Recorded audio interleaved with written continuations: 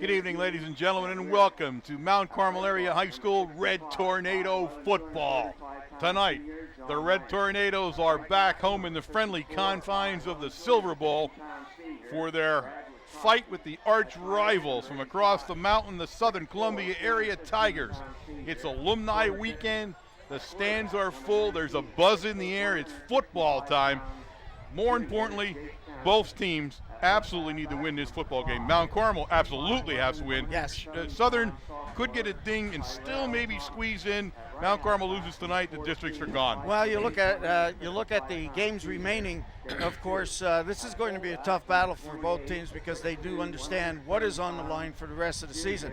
Mount Carmel leaving this game brings North Schuylkill in to host them, but North Schuylkill for the first time in years are undefeated, coming in with a very tough team. Of course, Coach Geis has them wound up over there. Southern, on the other hand, for their last game, goes against Milton, who is 1-7. So, a little bit different. After they get through here, they can relax. Southern can relax a little bit. Mount Carmel still has to stay keyed up. They are ranked ninth in the district playoff rankings. Mount Carmel is. And, as you said, they definitely need this win. Well, Mount Carmel's coming off a disappointing loss on Monday night to the Lewisburg Green Dragons, a game that, quite frankly, we said it last week, they should have won and needed to win and didn't. So the question is now, in a short 4-day week for the Red Tornadoes, what team's going to show up on the field tonight? We know what team will show up on the southern side. But the question is, what will the Red Tornadoes do? How do they regroup from that loss last week and come together and play a quality football game? They're evenly matched. It's a very interesting game in that it's a ground game for both of them. I mean, there's no hiding this. The Red Tornadoes will either win or lose the game on the ground, and quite frankly, so will the Southern Columbia Area Tigers. There's not a lot of passing going to go on in this game, and if there is, it'll be interesting because neither one of them are very accurate. Southern Columbia throwing the ball at about a 41% completion rate, the Red Tornadoes at a 31% completion rate. So not gaudy numbers in the air, and it'll be interesting to see. The Tigers, again, the wing T, they're not surprising you with anything. They're going to come out and tell you what to do, and you're going to have to do it. The Red Tornadoes, again, in your hand, it'll be interesting to see what offense they come out, what they favor. They have a multiple offense. We don't see it all the time. They were successful in several games with the quarterback running to the corners and getting around the corner, that kind of thing. They will have the advantage in speed, absolutely have the advantage in speed, like they do in every game. And the same here. The Tigers cannot keep up with them on the field speed-wise, but the Tigers are going to be running a tough defense. They're going to have those 4 linebackers. They run that 4-4. The Red Tornadoes have struggled against the 4-4 this year. Well, let's put it this way. When you take a look at what Lewisburg did last week, they double-teamed Pulowski no matter what side he went on, left or right, off tackle, off guard, to the right, whatever. There were 2 men on top of him all the time. So, did Coach Roth see that at the game? Because he was sitting right in front of us the whole game. I talked to him at halftime. Yes, and you were talking to him at halftime. And, that's a big plus when you see what another team can do to a strong player like Pulowski.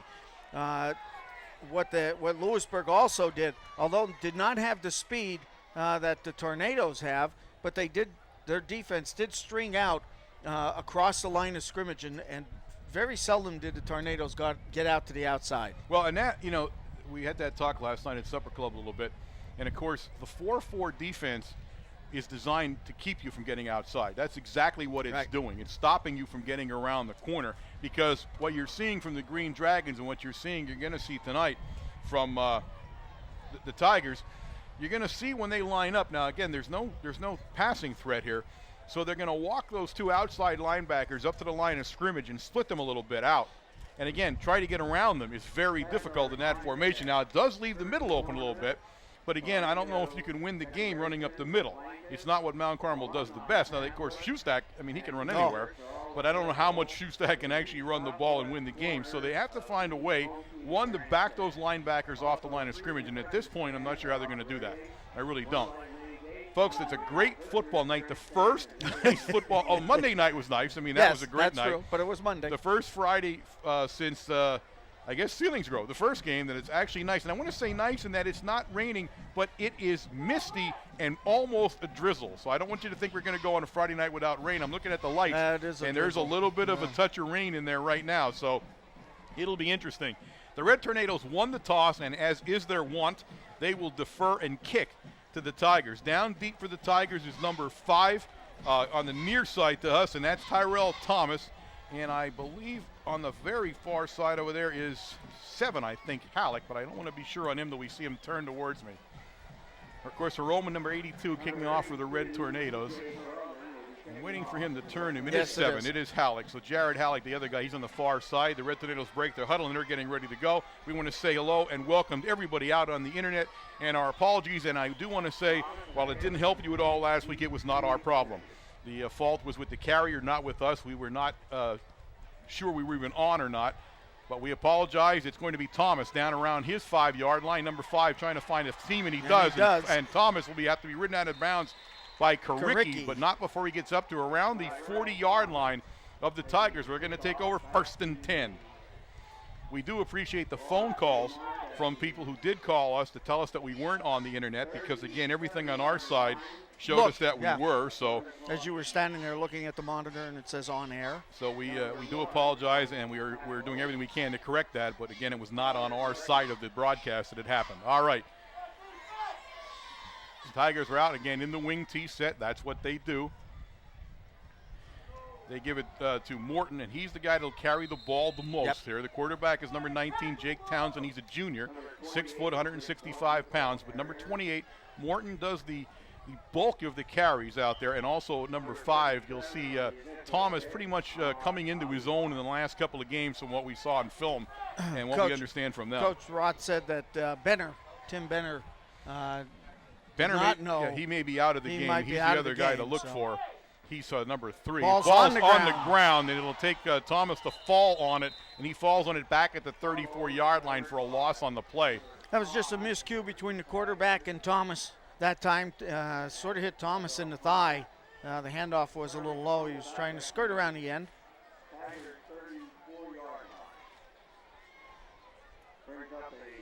So it's going to be 3rd down and about 13 now on the last on the backfield fumble that was recovered. So Cody Rosenberger comes in, number 44, as the wide receiver for Southern area.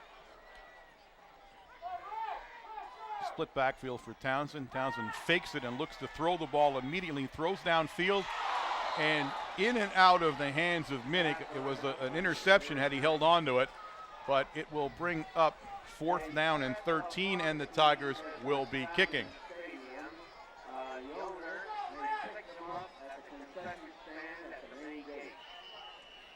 So 3 and out for the Tigers to start this football game here. Again, a gorgeous night as far as the buzz in the air. A big crowd here to see these two teams.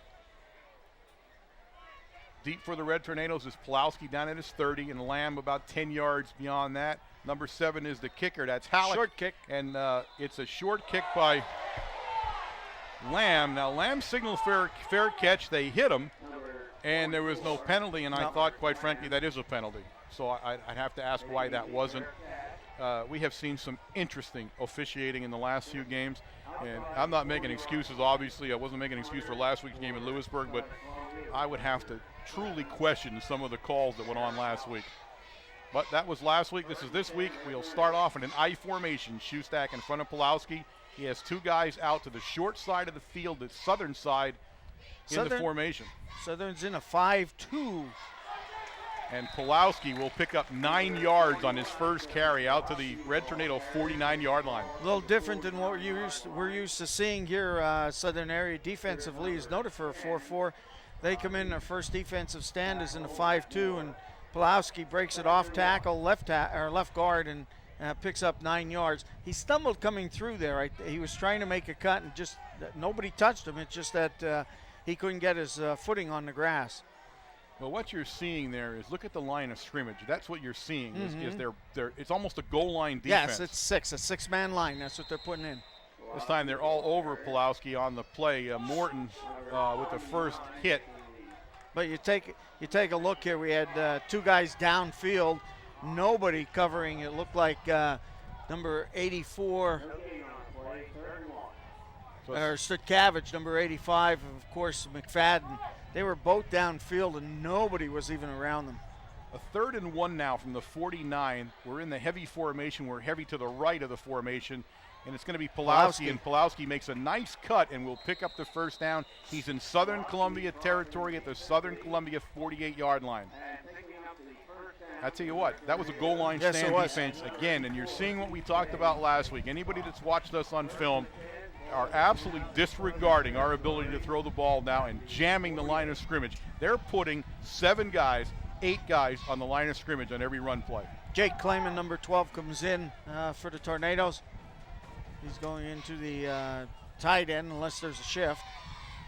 Now we go heavy to the left, so we're on a 1st down and 10 with a heavy formation left, and it's Pulowski again, and Pulowski going to pick up about a yard on the play. It'll bring up 2nd and 9. He stopped down there by number 84 down there. Number 10 Keith actually Day. hit him in the backfield, Matt Moore. Matt Moore and Keith Day. Yep. So the Red Tornadoes running the ball and not trying to change things up here. Heroman will go into the lineup replacing Klayman now for the Red Tornadoes with the play. And the trouble with this defense for the Tigers is if one of them gets a step on it, there's nobody going to catch them because they're bunched up. They are literally all of them within 5 yards of the ball. They're sitting in the box. And Pulowski again, he'll pick up another couple of yards on the play. That was the defensive end on the other side. It's number 4 actually, 4. Fiddler, Alex Fiddler on the stop. Actually, nobody blocked him, kicked him out at all or shielded him. And Pulowski makes the tackle, although Pulowski picks up 3 yards on that carry. Red Tornadoes shuttling the play on and off the field now with a different player in each time.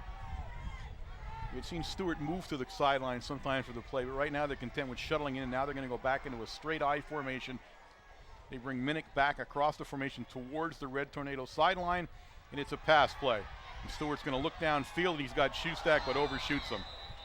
He had Shoestack breaking open. Again, they've been relying on that fullback into the flat play in the last several games, and have had some success with it, but couldn't hook up with them, and it's 4th down, and the Red Tornadoes will be punting. And they are kicking with the wind here. There is a stiff breeze. The flag is straight out. So, you know, we're in good position to put the ball down close to the goal line. Down deep for the Tigers will be number 84, Keith Day, the sophomore. Roman's going to let it go. Gets a nice kick. Backs Day up to around the 10. He's going to let it hit. It does not bounce, and it will be downed by Lamb at the 10-yard line. So it'll be 1st and 10, Tigers from the 10. As I said, alumni weekend here, a big pig roast. At halftime, it is homecoming, but also at halftime, it is the retirement of the big number 36 jersey of Henry Hynoski, the 9th retirement only in this storied program's history. Okay, the Tigers come out. Townsend will bring them up. And we have a stop on the play here, a stoppage by the official as they're trying to get something fixed over on the sideline now. They're going to come into the middle. This is not either team timeout. This is an official timeout as he's walking. Head referee. Oh, he actually wasn't in the right spot. He was on the far side. He was over on the far sideline. They had to wait until he got over there. All right, so that was the holdup.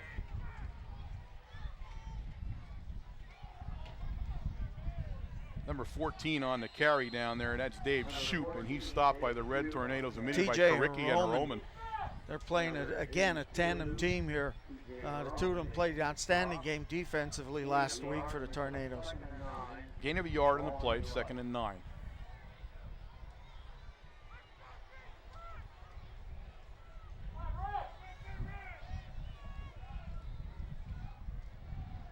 This will be Davis on the carry. And Davis has the corner finally.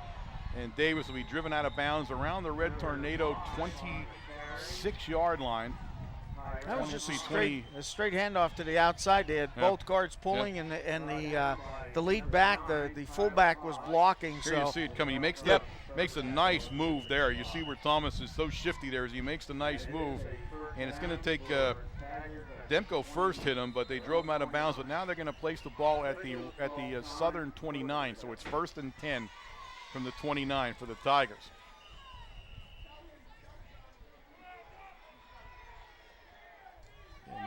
nothing fancy at No. all about this group Oh. here. Ball's up Ball's in the air. on the ground. Ball's loose on the ground, and I believe the Red Tornadoes have recovered the fumble. That was a double reverse. And they ran That into each Southern, other. And they They actually. did. Yep. The Red Tornadoes have recovered the fumble. Getting off the bottom of the tile, TJ Hiroman on the fumble recovery. The Red Tornadoes are in business at the Southern 27-yard line. Ran right into each other. That's the second time from the quarterback to the halfback. The ball did not get into his hands securely. Yep. The ball was in the air when the second halfback, going back on the double reverse, ran into the first halfback. So the first big play of the game goes to the Red Tornadoes. They're on offense, 1st and 10 in Tiger territory. Pulowski on the carry. Pulowski picking and choosing his way, and Pulowski drives his way inside the 20-yard line down to the 19-yard line. Number 52 for Southern, Parsons. Colin Parsons was the last to make the tackle after about 3 Southern area taggers hit Pulowski going through that line. The 2nd down and about 4, a short 4 for the Red Tornadoes. A 6-yard pickup by Pulowski.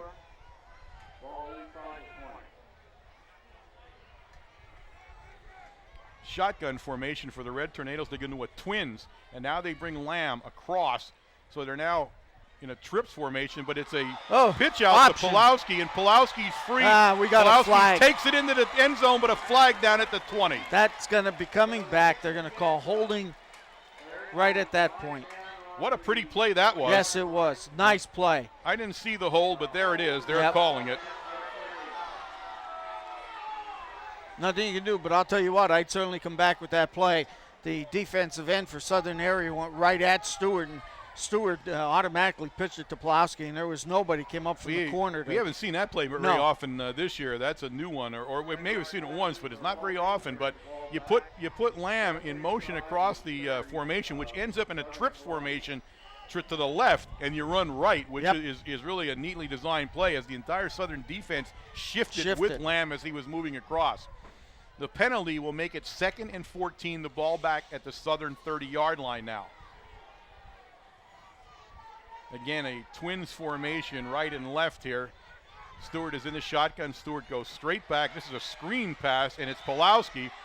And the Tigers, who actually read the play very well, but Pulowski said, I don't care, I'm going to take it back to the 20-yard line. A great effort by Mr. Pulowski, as we've seen it all year long from 21. 84. He just won't go down. Yep, Keith Day actually had him stop dead. He had him around the ankles, and Pulowski just stepped right out of it and continued on down the field. I thought he was going to be stopped at the line of scrimmage, for crying out loud, and he drives his way down. It's a 3rd and 5 now.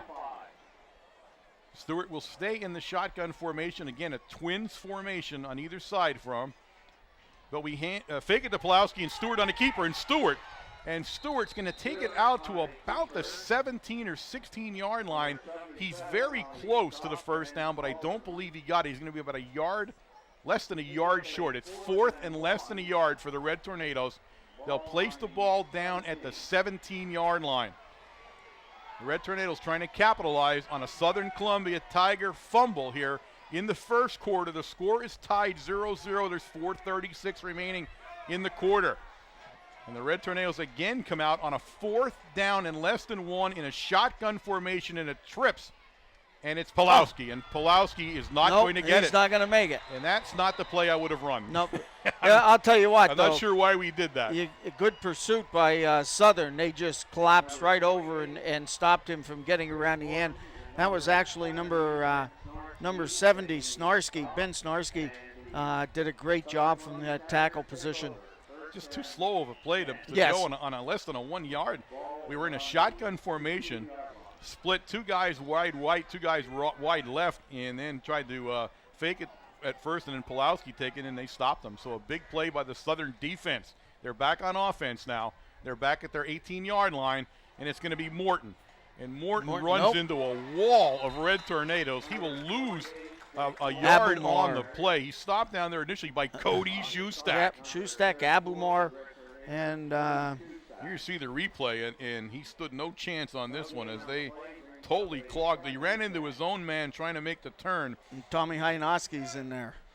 So we're going to call it, we'll say no gain on the play, so it'll be 2nd down and 10 for the Tigers, but the Red Tornadoes playing very tough defensively here against this wing T offense.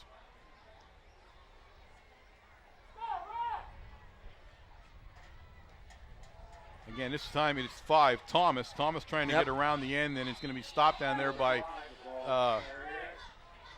Lamb. Until he gets Lamb and Abelmar. There was Lamb. Yep. Lamb and Abelmar. He's going to pick up about 3 on the play. It'll bring up 3rd down and 7. 3 minutes and 25 seconds left in the first quarter.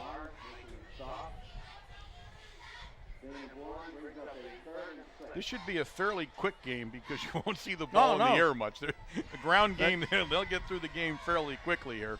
It is going to be a fast one.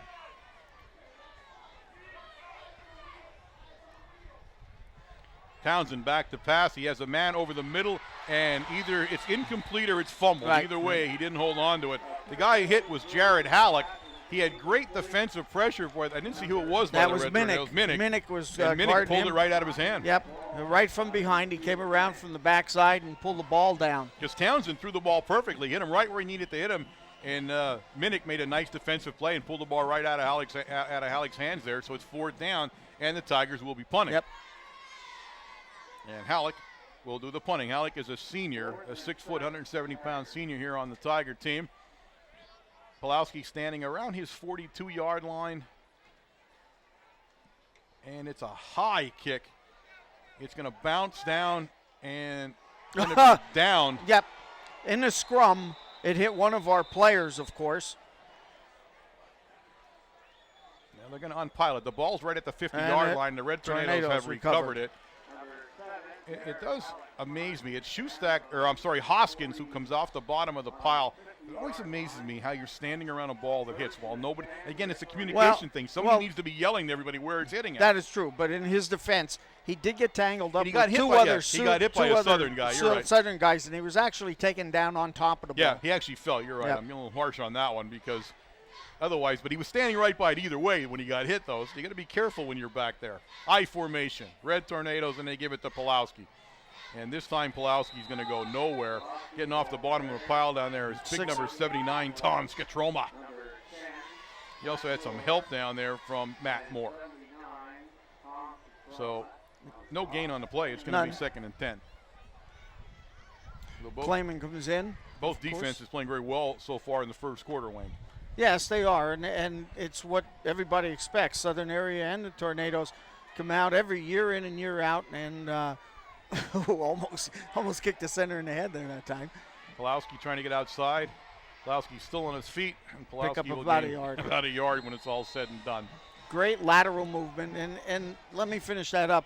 Both of these teams, as the season goes on, they get very, very strong. They get much stronger defensively. They sort of gel together, and both are premier defenses by the end of the season. 3rd down and 9 for the Red Tornadoes. Lamb and Clayman come out of the lineup. The Tornadoes very crisp tonight on offense as far as the play call and getting in and getting to the line of scrimmage. They're doing it very fast tonight. We have a trips formation out to Eddie's left in the formation. He's going to look right at that trips. He's got Hiroman, and Hiroman couldn't hold on to it. He had Hiroman wide open. Hiroman could not hold on to it. He was there. Great pass by Stewart right in Hiroman's hands. I'll tell you, that should have been caught, and that would have been a 1st down. He had 2 blockers, the 2 other receivers. Yeah. That was a nice design on that play. The only thing there was that the other 2 receivers were in the same area. They could have cleared the zone out a little bit. You got to hold on to it for anything to happen. So it's a punt formation. Hiroman will be punting. This time the Tigers put 2 guys deep down there. They put Thomas and Halleck. Oh, nice kick. They put Thomas and Fiddler, and Thomas at the 10, and Thomas is going nowhere. Yep. He is tackled down there by number 51, Mike Purcell. Great tackle, great open field tackle. Thomas was not going anywhere as soon as he got hit. The Red Tornadoes have definitely had the field position advantage here as the Tigers will start this series at their own 13. 1 minute and 12 remaining in the first quarter in a 0-0 game.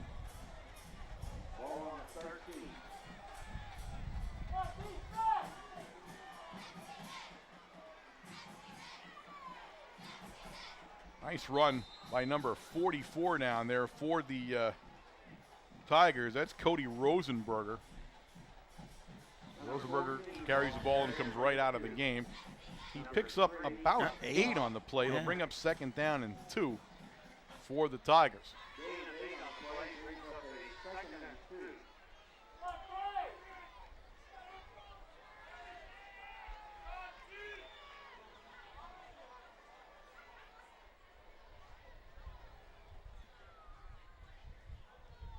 Morton on the carry.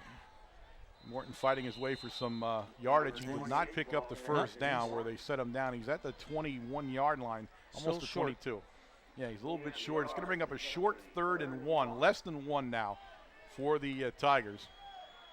And you look at the offense here for Southern, the way they are running the ball. They've sort of gotten away from the wing tee to misdirection and everything else on the majority of their plays. Their plays are being run pretty much like the Tornadoes. They have a lead blocker going through the hole wherever the runner is going. That's the end of the first quarter of play here at the Silver Bowl, an alumni weekend in Mount Carmel area with the score: the Red Tornadoes 0, the Southern Columbia area Tigers 0. Tigers have a 3rd and short coming up when we enter the second quarter, but you're right. They're splitting a backfield and running out of a split backfield more so than they are the wing tee. From the wing tee, and it does make a difference. You're putting that lead blocker up in front. That's one extra person leading for you. The majority of the time also when they're trying to hit around the end or even off tackle, they're pulling their guards. Their 2 guards are pulling, which we haven't seen in a long time from them. Yeah, a little bit different offense from the Tigers here to start the game anyway.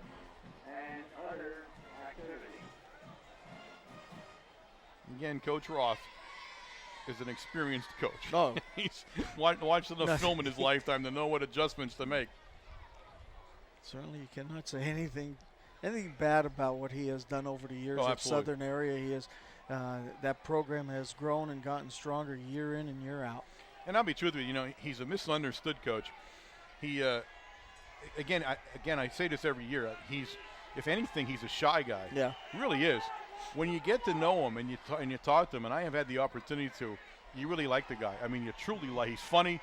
He's just an engaging guy. But you got to get to know him a little bit. He's not the kind of guy that's going to run up to everybody and slap him on the back. The Tigers will pick the first down up. Not by much, Not by much, no, but they will get it. Morton on the carry for the Tigers, and he'll get it by about a yard. They're going to set it down and look at it, but I'm pretty sure. Well, maybe I'm not as sure. I thought he got it. Yes, there it is. The signal is. I was going to say there took a while to look at it, but it is a first down. So 1st and 10, Tigers up at their 23.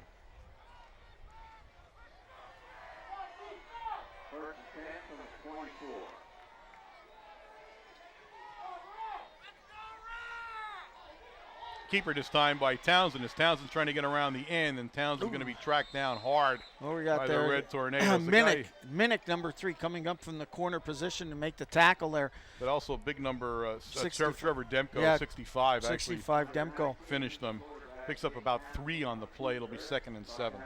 You can see you can see the replay coming around the end there. You can they see were Townsend. sort of working towards that Southern because they were handing the ball off, coming in the opposite direction. Quarterback continued to run, and I guess they were trying to see if it was going to. Thomas on the carry, and Thomas is loose. Thomas all the way up to the 44-yard line. Tackle down there by Minnick and Hodge. Okay, there you go. There's your first wing tee play tonight. It was misdirection coming to the left. Thomas going to the right off tackle. For the first time in the game, the Tigers have flipped the field position a little bit. You can see the wide open hole Thomas had. No one in the hole as he went through it. So it's 1st and 10 Tigers. Ball at the Tiger 44.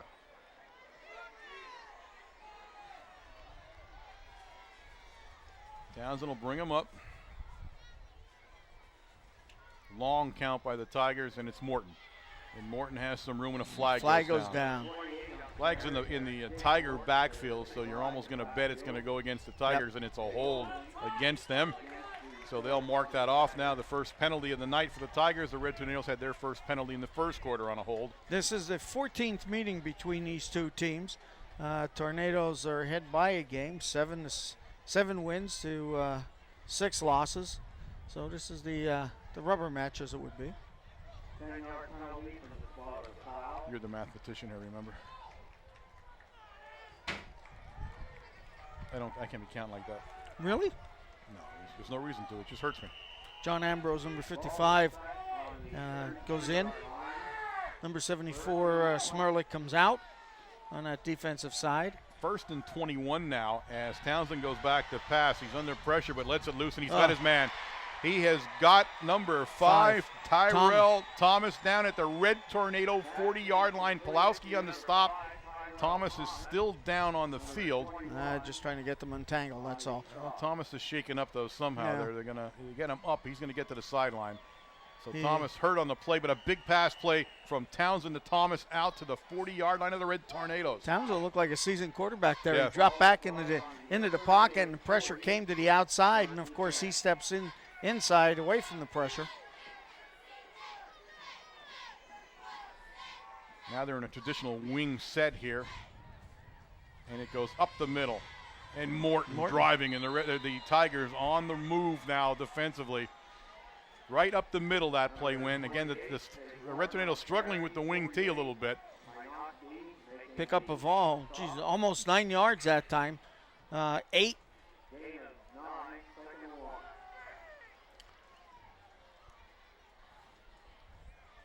Abumar comes off for the Tornadoes.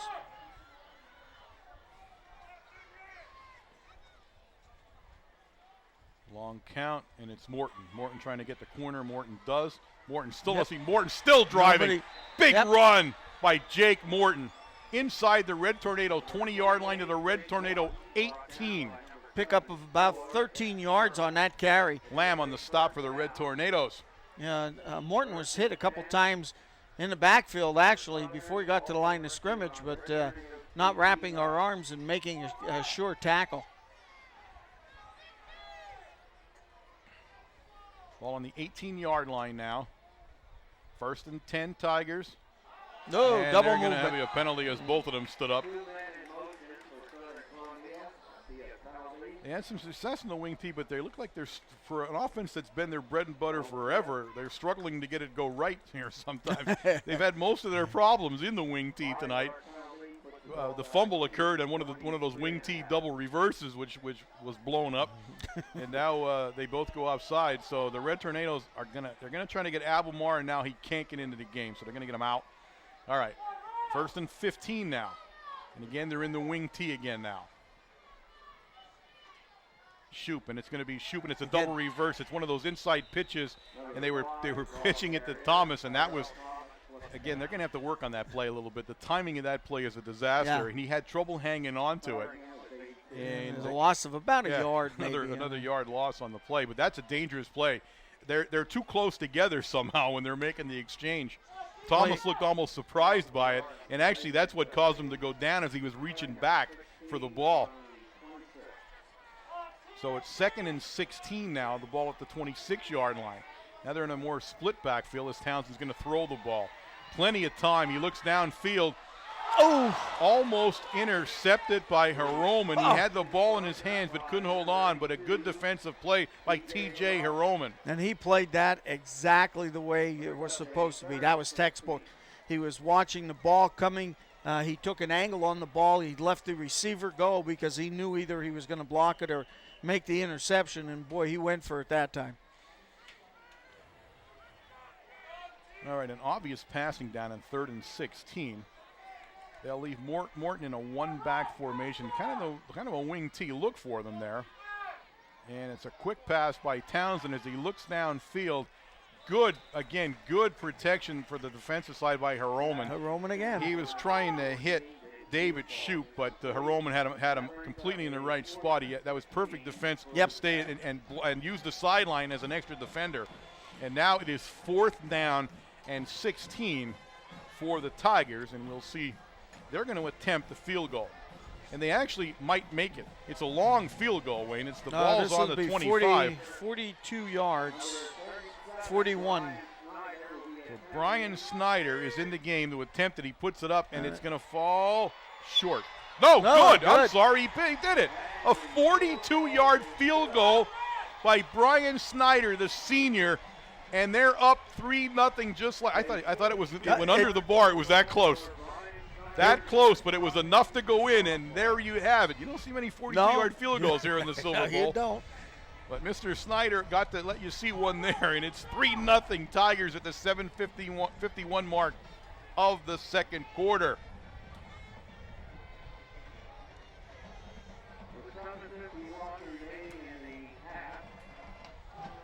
So that was a nice kick. I'll tell you what, you can appreciate that. I can. You can appreciate that kick. That I can. I'll tell you what. And he had just enough leg. It was dead center. Right there, right down the middle. But I thought it was going to slide under, and even the ref did, as he was bending down to see whether it was going to go over or not. But it went over. That's all that counts for Mr. Snyder. He's got a 42-yarder to his credit.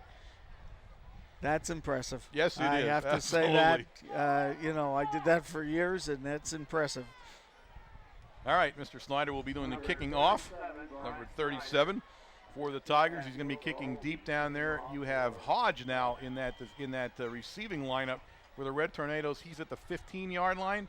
You got Lamb on the far side and Pulowski in the middle. And a nice kick, and it's going to take Pulowski down to the 6-yard line where he'll come up the middle of the field.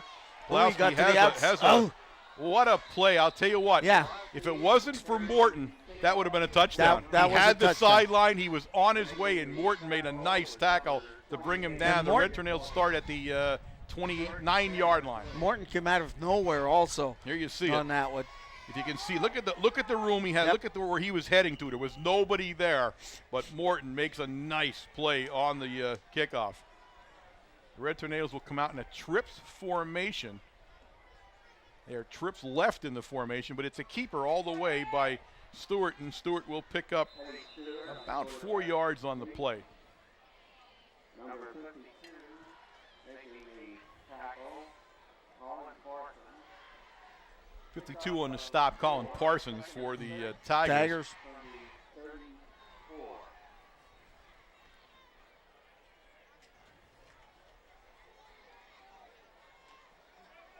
Again, the Tornadoes come out in exactly the same formation as they put Roman, Pulowski, and Minnick over in the trips formation. And this time, Stewart's going to throw that way, and he does. He's got Pulowski, and Pulowski's down along the sideline. No, he got a flag. And two penalty flags fly at the right at the spot of the first block for the Red Tornadoes, so it'll be coming back.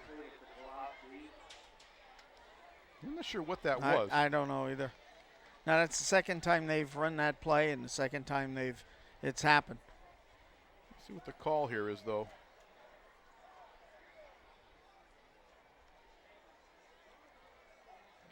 Offensive pass interference. That's an interesting call on that play. That's a very interesting call.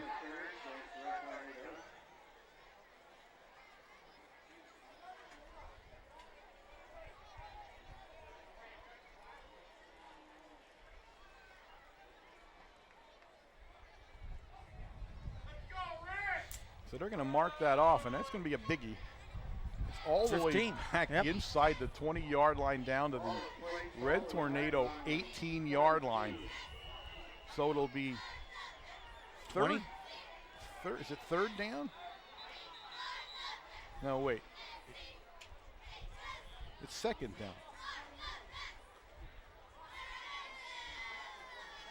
It's either second or third and 20, but I thought it was second down. So did I. They took the penalty, so you should get the down over.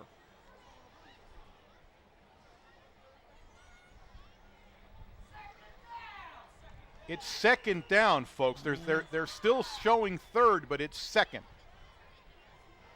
We're trips to the other side of the field here on the third or second down or whatever down it ends up. We throw downfield to Pulowski, and Pulowski can't hold on to it. He was covered down there by number 10, Matt Moore, for the Tigers. And now I'm guessing it's fourth down. I guess. I mean, is it me? Did I miss a down there? I guess we did, and everybody else in the stands did. I don't get that.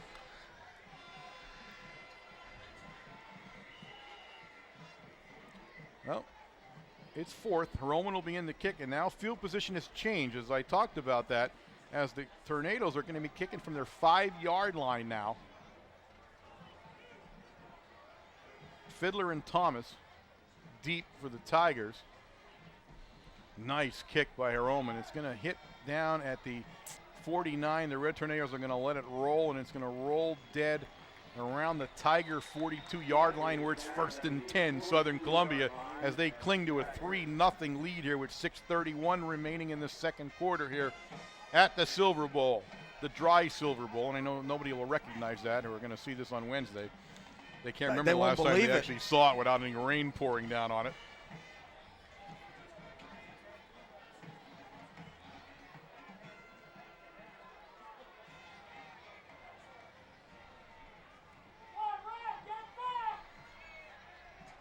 Thomas goes in motion. There was an offside there, to tell you the truth. Morton's going to be tackled at the line of scrimmage, but somebody moved a little quick there for the Tigers, and it was missed. Getting off the bottom of the pile down there is Shoestack, of course. The big linebacker, the leading tackler on the Red Tornado team. I'm going to call it 2nd and 9. It was not quite a yard gain on the play.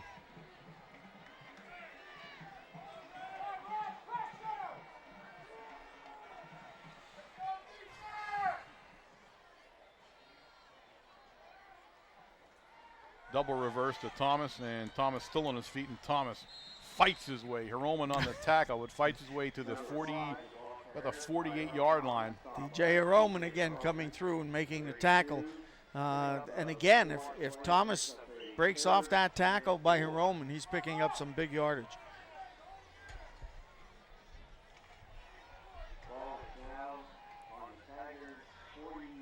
5 minutes and 24 seconds left in the first half. Southern up 3-0. Keeper by Townsend, and Shoestack actually blew the play up there as he was in immediately, and they'll stop him. It's going to be 4th down and a punt situation for the Tigers as Shoestack saw the play immediately and chased Townsend down. Juraski comes up. Adam comes up and helps Shoestack out that time. Pulowski and Lamb go down deep again for the Red Tornadoes. That's the they've adopted that about the 2nd or 3rd game where Pulowski will go about 10 yards deeper than Lamb.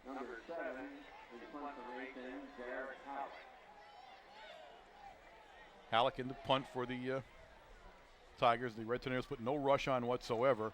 A high kick bouncing in front of Pulowski, then bounces sideways. Might as well leave it go. Yep. And he wisely does. The Tigers down and at the 22-yard line will be 1st and 10, Red Tornadoes. I think Pulowski was looking for the rebound that time to come up towards him. Yeah, but it bounced the other way. It tailed away from him that time. Yeah, not much you can do with a kick like that. You just kind of watch what it's going to do, and then you stay away from it after that.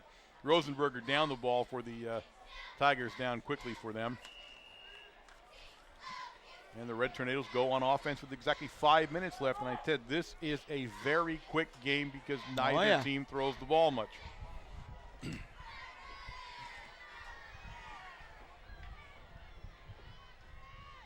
Minute comes in motion across the formation. And it's going to be Pulowski, and Pulowski's going nowhere. 61 that was for Southern area. That's Crawl. the big guy down there, Logan Crowell. He's a senior, 250-pounder. Yes. And he was all over Pulowski on that play. Pickup of no yardage whatsoever that time. 2nd down and 10, Red Tornadoes. Maloney, Josh, number 2, goes in for the Tornadoes.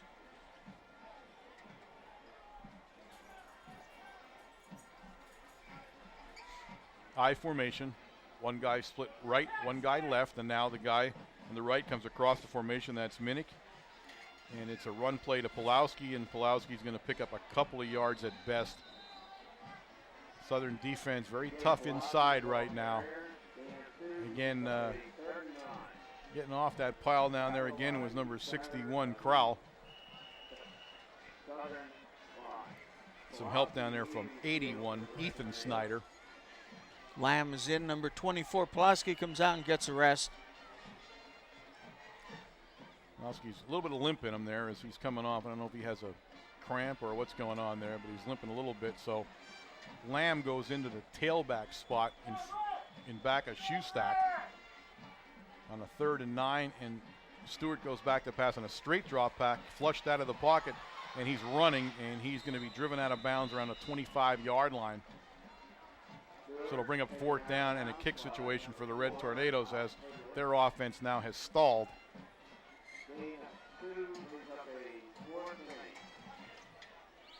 Looking downfield, of course, we had two receivers downfield that time. So Roman in the kick. They're waiting. Pulowski was out of the game. He's going to have to come back in. He's on the punt team, and he does finally. Gets his helmet fixed.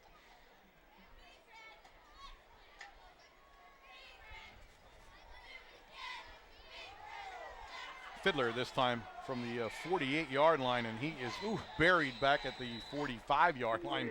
So he actually went backwards a little bit there. Hoskin, number 31, was make the initial hit that Hoskin, time. Purcell again and on Purcell, the play. Mike Purcell, number 51. Great job on punt protection. Ball at the 45-yard line for the Tigers.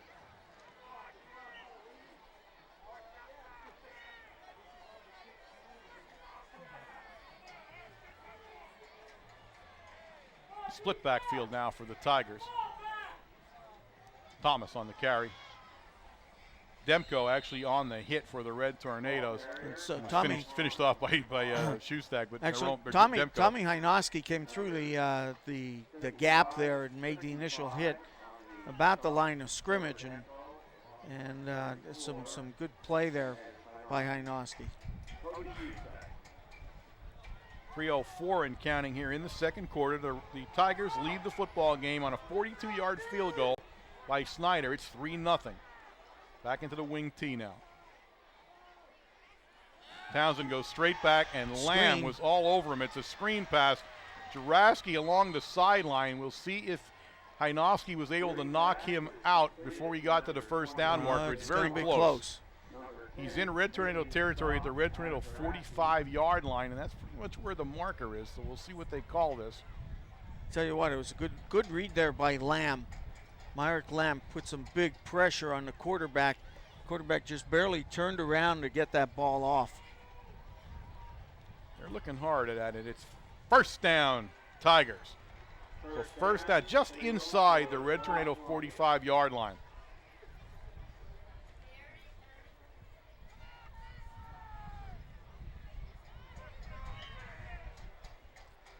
Rosenberger, number 44, comes into the lineup for Southern area along with number. Stay in that split backfield. Townsend fakes it, and Townsend's going to go down. What a play by Cody Schustak. Yep. What a play by the linebackers. He brings Townsend down for a big loss back at the Southern Tiger 47-yard line. Didn't let him set up that time. Townsend, boy, is a good passer when he sets his feet back in that pocket. Excellent. Good coverage by the Tornadoes downfield on all the receivers, and of course pressure coming in. Townsend had to move his feet and try to get out of the pocket, and Schustak makes a great tackle. Again, Townsend back to throw, under pressure, looks downfield, he's got a man wide open. Wide open. Hodge isn't going to catch him, and that is Jared Hallock for the Southern touchdown. And he was behind the entire Red Tornado defense. Yeah, he was. He got back there. I don't know if we got caught looking inside or what, but we had 3 Tornadoes, and he gets out down behind them. And a great pass by Townsend. You can see what he can do, and he sets up and throws the ball right on the money. Snyder in to attempt the extra point for the Tigers. Keith Day, the holder, it looks like, and Snyder puts it up, and he's pretty automatic on the extra point version of things, and it's 10-0 Tigers with 1:58 remaining here in the second quarter. Halleck was just, he was 5 yards behind the Red Tornado defense. I don't know what we were doing that time. We had to get caught looking to the inside.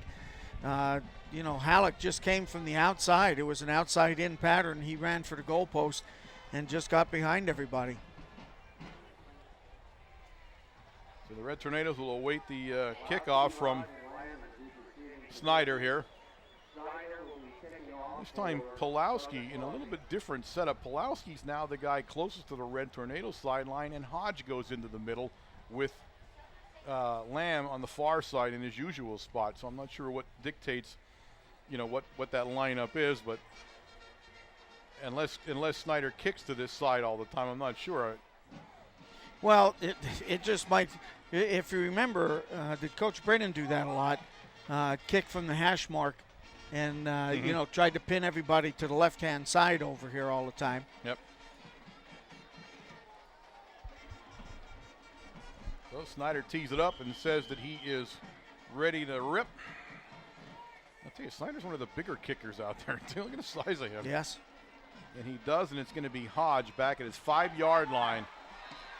Hodge right up the middle, and Hodge with a head of steam. And Hodge is the outside. Hodge has the outside along the Red Tornado sideline. Finally driven out of bounds inside Tiger territory. What a run by Mr. Hodge. Number 10, Matt Moore, was the one that grabbed his shoulder pads from behind and brought him down. Hodge had a seam on about the 25-yard line that he broke out and came towards the bench of the Tornadoes and just streamed down the sideline. Great run back. Now they're going to say that he stepped out of bounds at the 47-yard line of the Red Tornadoes, and I can't argue that because it was right in front of the Red Tornado bench. But Tyler Hodge electrifies the crowd as he brings the ball upfield. And I'll tell you what, you see the head of steam he had. He wasn't slowing down. He wasn't picking any holes. He was just running. A shotgun formation for the Red Tornadoes, and now a timeout on the field by the Red Tornadoes. And 1:49 left in the half. And the Red Tornadoes, and I'll tell you this right now, I can tell by the conversation, did not have the right personnel on the field for the play being called. And again, you got to wonder how that keeps happening at this point in the season. You got to wonder. Yep. This has been an interesting season for the Red Tornadoes. Hodge had the crowd on their feet there as he made the turn. Boy, that was a textbook return for him. And he's just a sophomore, so you're going to have a lot more coming from him in the next couple of years. Yeah, I'll tell you what, he has some good vision on the field when he has the ball in his hands. It's not the first time this season we've seen him with some nice runs or even nice tackles on defense when he gets in on, what I like on about the defensive him is side. he's east and west. Yes. I mean, he's not looking to go sideways. He's not stutter stepping. He's just barreling full speed ahead, and at that speed able to see where the crease is. Yes. He was able to pick the crease out. You got to like that about a sophomore. Shotgun formation, a twins formation for the Red Tornadoes. Stewart's got plenty of room to run if he chooses to, and he does. And he'll be in Tiger territory at the Tiger 44-yard line, 45-yard line when they put it down. Let's see. About 2 yards short of the first down. Red Tornadoes in a hurry-up offense now as we are at 1:30 and counting in the second quarter here. They have 2 timeouts left. He's in the shotgun, and again now Lamb will come across the motion, and he has no.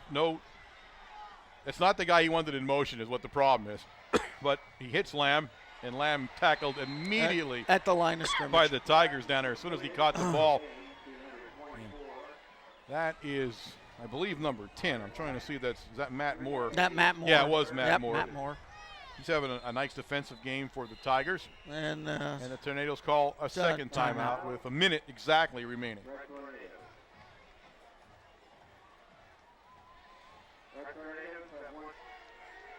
A trips formation.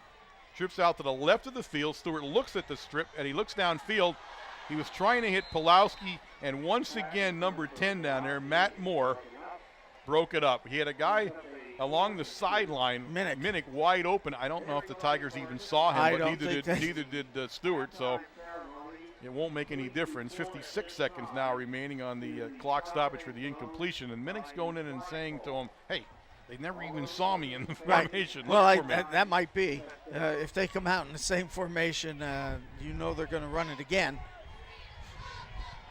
Now they go into an I formation now. They have 2 guys split out, and it's a keeper. And they're trying to pick up the first down, and I don't think he did. I don't think he did It was either. 4th down, and I don't think he did. I think he should have taken more of an outside route. And he did. And the Tigers have stopped him, and they'll turn the ball over again. It's the second time on 4th down they'll turn the ball over. Ethan Snyder, number 81, in the first half here. Made the stop that time. 50 seconds remaining in the half. Again, the Tigers lead this football game 10-0. A long touchdown pass to Halleck, and of course the 42-yard field goal, making up the 10 points for the Tigers. They'll go on offense here, and the ball is at their own 44-yard line where they took over on downs. They're in the wing formation now, and Townsend goes straight back to pass, and he's got his man along the sideline, about a 5-yard pickup. Juraski will take him out down there. Juraski, Adam takes him out. Dave Shoup was on the reception for the Tigers.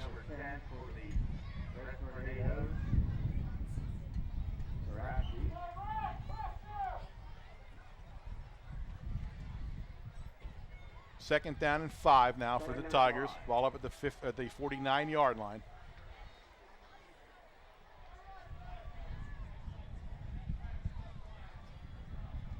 Townsend back to pass again. He's feeling pretty good about himself now.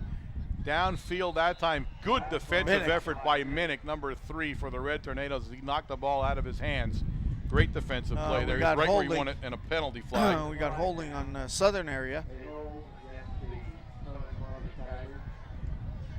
You know, I like Southern here in that they could have just sat on the ball with 50 seconds left, but they've had 3 plays and there's still 41 seconds left there. So Coach Roth letting Townsend air it out a little bit, and Townsend showing some confidence. Again, I said they're certainly not the most prolific passing team. Is that they're passing at about 41% for the season, but apparently doesn't deter them as they continue to throw the ball. And Townsend, when he does throw the ball, looks very good. Now the inside hand up to Thomas, and Thomas is again, and Thomas out of that tee, and Thomas is free. And Thomas in Red Tornado territory down at the Red Tornado 44-yard line. Pickup of a first down that time. Shoestack on the stop. Southern area calls timeout with 34 seconds left. Remember, all they got to do is gain another 15 yards and let them try to kick another field goal. That's the joy of having a weapon that can kick from 40 yards out. That's what you like. And that's what he's thinking. Coach Roth is thinking that exact thing. So he takes a timeout. He still has 2.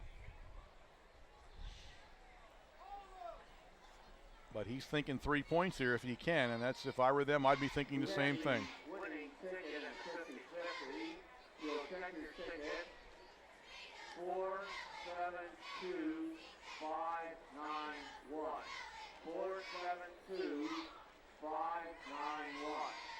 The money can be picked up at the concession stand at the main gate, and we believe that we got Supper Club on tomorrow night, Thursday, for the Lower Schuylkill game coming up. 2 home games in a row. Tell you what, a Supper Club last week. Oh my good goodness. One. Having Henry with us, and had Henry. We had Henry and Dan Fick in the same room, so you get 2 professional football players in the same room at Supper Club. Can you get any better than that? I mean, unbelievable. All right. Tigers come out. They'll stay in the wing tee look on their first down. And Townsend's going to throw, and he does. And he's got Rosenberger, number 44, complete inside the 35 down to the 34-yard line. Cody Rosenberger, the junior. Now the Tigers in a hurry up as they want to try to get in the field goal position. Actually, the clock still should be running.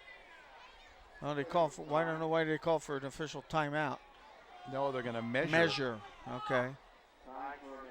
Ball at the 34, so they're going to bring it in and stop the clock at 24 seconds.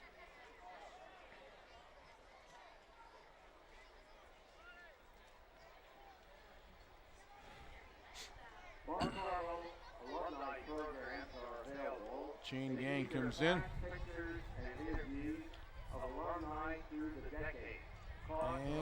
And he's about 2 feet short. Maybe. Okay. How was that? You like that one? Well, it's more like 6 inches, but I'll take the 2 feet. 2 feet, 6 inches. Let's not split hairs. He's still short. Short. And they got to stretch the chain out before they start the clock here. They're waiting. The guy on the sideline was tying a shoe there and getting the thing off getting his little clip off the chain. That's what took so long. Townsend looks, and that time he is hit by Juraski. They're going to say that his hand was moving forward, so no fumble. It was. I mean, he was already in motion of throwing the ball, when Adam Juraski comes over the top and hits him from behind. That stops the clock with 14 seconds. It's still 3rd down and 6 inches or 2 feet, whichever way you'd like to look at it. Because you know what? It probably is 6 inches, but did you see him hold his hands up? Well. And it was 2 feet when he held his hands up. Now, don't forget, he was trying to show Phil, who's announcing over there. No. I don't think Phil has his glasses on today. All right, I'll go with that. Townsend under center. They put Thomas in motion now, and they give it to Thomas, and Thomas is going to try to get around the end, and he's going to get some room. Not a lot, but he's picking up, certainly picks the 1st down up. So they will stop the clock to move, and there's a timeout on the field by Southern. They take their next timeout. Now there's 9 seconds left. TJ Heroman, of course, makes the tackle. Shoestack was in on it also. Now they're, let's see, they're at what, the 30, 31, 32 yard line, 27. Right? Or 27, 37, what, 42 again? Well, depends on where they, well, it's the first. It's 1st down, but he's got 9 down. seconds left. Oh, so that's right. Yeah, now he's got a timeout, so he can maybe, depending on what he runs, run one play. Or other than that, he's going to have to kick. The timeout was for Shoestack, but there's also a timeout on the field by Southern. Probably talking 42, maybe 43 yards. I was going to say about 42, 43 yards if they do it right from here. So the question is, do they kick it from here, or do they try to pick up a couple more yards, but with only 9 seconds left to do that? And they say they're going to try to pick up a couple more yards.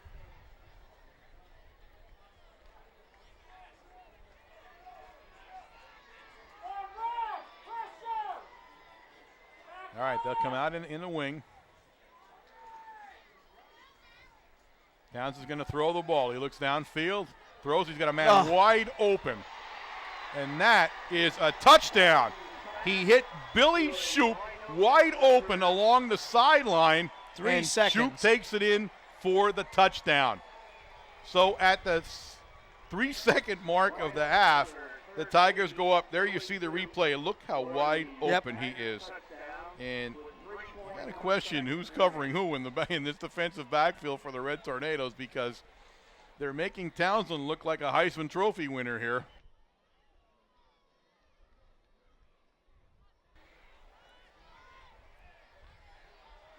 Mr. Snyder puts it up, and he's fairly automatic in the extra point group, so it's going to be 17-0. Southern Columbia Tigers here at the 3-second mark. We have time for the kickoff, and that will take us to halftime.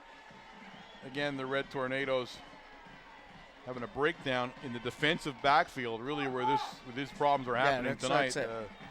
How they're getting behind and so open is a little bit hard to believe.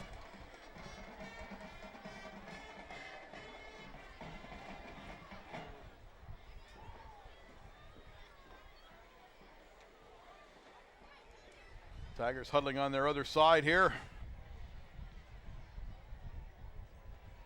Getting ready for homecoming here at Mount Carmel area. One of the later homecomings that we've been involved in because of the 2 away games in a row. Yes. The schedule never really gets itself straightened out as far as home away. Well, they started, since we joined. if you remember, about 4 years ago, we had to make some switches with some other teams, and we ended up with a number of away games.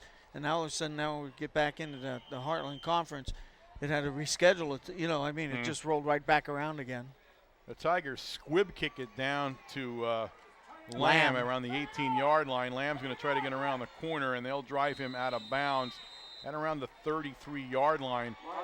Doing the damage for the Tigers was number 84 down there, Keith Day.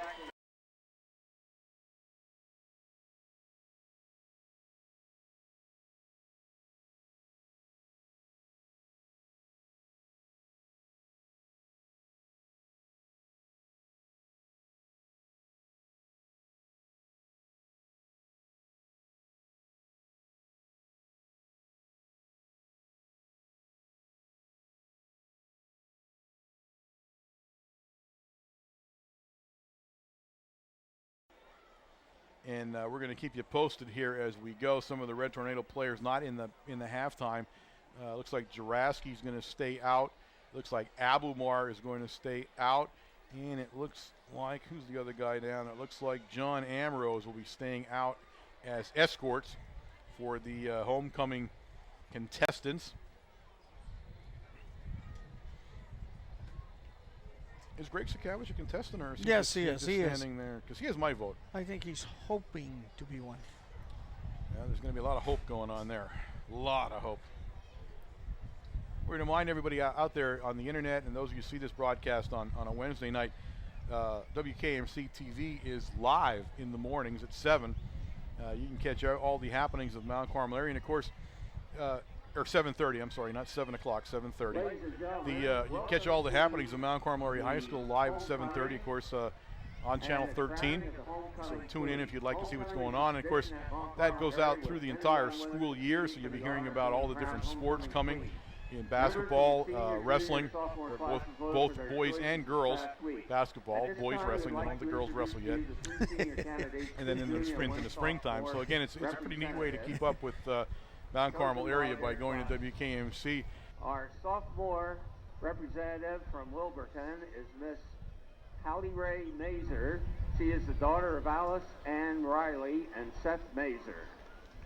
Her activities include varsity wrestling cheerleader, JV football cheerleading, senior high chorus, and honor roll. She is being escorted by Adam Juraski, senior member of the football team. Her future plans are to attend a 4-year college majoring in psychology. Our first junior representative from Mount Carmel is Miss Bridget Greco. She is the daughter of Martha and Dr. Jeffrey Greco. Her activities include varsity cheerleading, competitive cheerleading, dance classes, volleyball, and powder puff team, art club, student council, National Honor Society. She is being escorted by TJ Hiroman, senior member of the football team. Her future plans are to attend an institution for art, for interior design and graphic design. Our second junior representative from Mount Carmel is Tiana Cabillas. She is the daughter of Carolyn and Robert Bowling. Her activities include softball, color guard, chemistry club, SAD club, Latin club, and student council. She is also in National Honor Society and Distinguished Honor Roll. She is being escorted by John Amaro, senior member of the football team. Her future plans are to attend a 4-year college to study criminal justice. Our first senior representative from Colbon is Amanda Uha. She is the daughter of Carolyn and Chris Uha. Her activities include varsity track and field, student council, and SAD, Latin Club, vice president, Future Teachers of America, captain of Powder Puff. She's being escorted by senior captain of the football team, Ahmad Abumar. Her future plans are to attend a 4-year college, majoring in special education.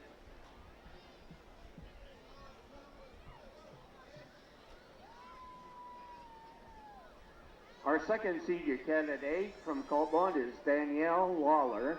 She is the daughter of Lisa Blessing and Danielle Lawler. Her activities include indoor and outdoor varsity track and field, cross-country, varsity, and competitive cheerleading, captain of Powder Puff team, SAD club, Spanish club, and secretary of Future Teachers of America. She is being escorted by senior captain of the football team, Trevor Demko. Her future plans are to attend a 4-year college. Our third senior candidate from Colmon is Jordan Philippine. She is the daughter of Tony and Michael Philippine. Her activities include captain of varsity football cheerleading and varsity basketball cheerleading, art club, yearbook editor, Spanish club, and honor roll.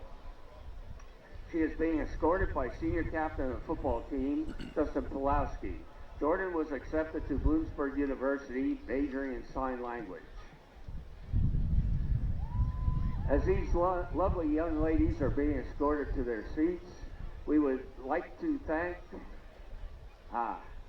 first of all, we have to tell you who the new queen is.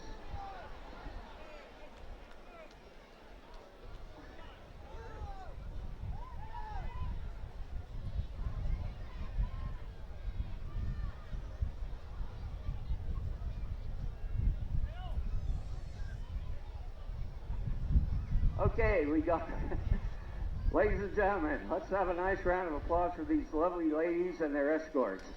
The final moment of anticipation has arrived, so at this time I would like to introduce to you the 2009 homecoming queen, Miss Danielle Lawler. There you have it, Danielle Lawler. Crowning Miss Lawler, homecoming queen Trevor 2009. Demko, captain of the football team, Justin Pulowski, captain of the football team, will present the Queen with flowers, while senior members of the See her football on your team, screen, and Ahmad you're hearing that on the Abubakar, internet. Adam Zaraski, John Amorose, and TJ Haroman will present the homecoming court with gifts. All right, congratulations to Danielle Lawler.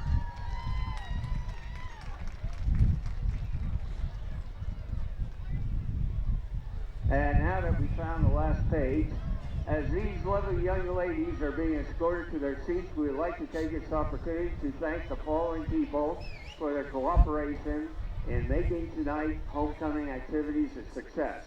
Ronnie Chicatano, Greg Halliday, Butch Verano, Bill Aronsfield from B&B Service Center, Steve Delpo from Delta Motors, Al Horsfield from A&F Automotive, Manny Giorgini from Giorgini Construction, and Brian Leffler. Folks, we're getting ready now for the ceremony and the retirement of the jersey. And of course, last night at Supper Club, we had Henry with us, and I know Henry for about 35, 40 years now, and sat with us, and it was a great evening. We have a great interview. You may have already seen it on this broadcast, or it's somewhere in this broadcast. Hopefully you'll get to see that if you haven't already. We sat down, Jose and myself, and talked to Henry for a good long time. 50-yard line. You can see on your screen there that Henry's with his son, young Henry, and look at the size of him. He's dwarfing his father right now. Young Henry, a star running back for the Pittsburgh Panthers, University of Pittsburgh Panthers. And thank them for donating the pig for the pig roast. Out on the field now is the Mount Carmel Area School Board. There's representatives from Northumberland County also Dr. Raymond Craniac. out there. The commissioners, looks like Commissioner Mosser and Commissioner Sawicki are out there, and we have the school directors. James, Charles And of course, you can see Henry and his son standing there. Henry, Dennis Heffler, both Eric fullbacks Belfani, Mike Ravito, Bob Muldowney, in both and Jimmy McCullough. high school and college, and of course Henry Sr. in the pros with the Cleveland Browns and the Philadelphia Eagles. At this time, we'd like you to direct your attention. So here to you're going to see the field presentation, the where 9th time District in would this again like history to of this recognize program one that of we've its done former it. greats, Henry Hynoski. Henry is a 1971 graduate. Rose Marquardt from the school board holding the jersey. They're about to present it. Henry's a 1971 graduate of Mount Carmel area.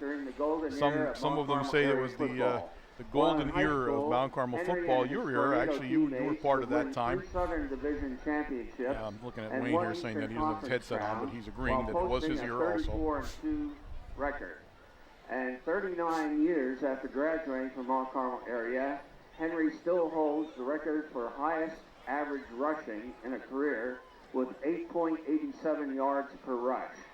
Henry would be named All-State and would go on to play in the 1971 Big 33 game at Hershey. There you hear it saying an All-Stater and a Big 33er. To Temple University to play for Coach Wayne Hardin. Played his college games at Temple, and Coach Wayne Hardin wrote a nice letter to him that we read at the Supper Club, Wayne, and said that he looks back at the recruitment of Henry Hynoski as the beginning of the renaissance of Temple football. I mean, really had nice things to say with him. Henry still talks to him on a regular basis. Coach Hardin is down in the Philadelphia area still, and still have a good relationship, and he had such nice things to say. Henry would spend time with the Browns and Philadelphia Eagles before an injury shortened his career. And a message sent to the Mount Carmel area. It's nice to see his son with him there. That's a nice touch to his son, just a standout at the University of Pittsburgh this year. And doing a fantastic, fantastic job. Playing so well. Congratulations. The spin image of Henry, that's for darn sure. You don't have to wonder where they come from. Yeah, do you? you're right. The Mount Carmel area school district officially retires his Dedicated young number man. 36, I have to say that much. and presents him There with you a have it, replica folks. for his keeping. He's going to, Making the presentation I believe, is open it school up. board I was going to say it's president covered, so Rose he's going to open it Marquardt up there and the show other everybody. members Of course, Mount Carmel they're area school board. retiring number With 36 Henry because that's what he tonight, wore in Dwight high Kathy, school, his whole children career. Henry Francis But when he and went to Henry college Jr., in the pros, he wore 27. congratulations, Henry, Yes. And he and wore his 27 because he was a Bo Bellini fan. And Bo Bellini wore really? 27. And that's why he wanted it. And of course, you see young Henry wore 27 in high school and wears 27 at the University of Pittsburgh. So 36, the high school number. And this is a unique opportunity, folks. Both sides of this stadium are on their feet applauding him. Of course, Henry lives in the Southern Columbia Area School District. Young Henry played his 4 years with the Tigers, And that was a nice gesture from the crowd, his neighbors and friends at Southern Columbia, and of course the Red Tornadoes. Not often you retire a number and have both sides of the stadium giving you a standing ovation. Right. So very nice. And again, my hat's off to Henry Hajnowski. It is quite an honor to have this done. It took a long time. I said he graduated in 71, so it took a while. But again, I don't understand those things. Well, I don't question that. The fact is that he now has number 36 retired. That number will never appear on the Red Tornado side of the field again. Now entering the field. And now, ladies and gentlemen, we're going to let you listen to you guys on the internet are going to listen to the Mount Carmel Area High School Marching Red Tornado Band. Those of you watching the broadcast will see some of that also. And we'll be back shortly with the first half stats and get ready to start the second half of play here on Alumni Weekend at Mount Carmel Area High School.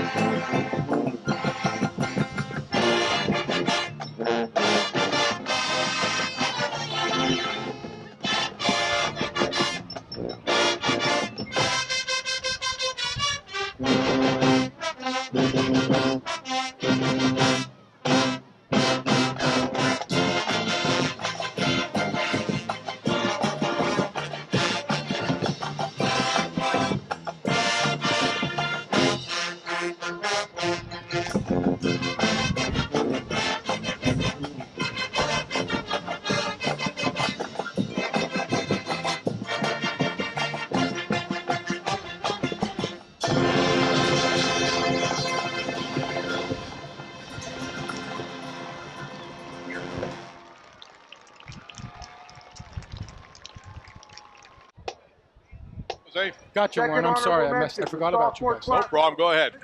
Okay, first half for Southern. 22 rushes, 103 yards, 6 of 10 passing, and a surprise for 128 yards, 231 yards total offense, 10 first downs.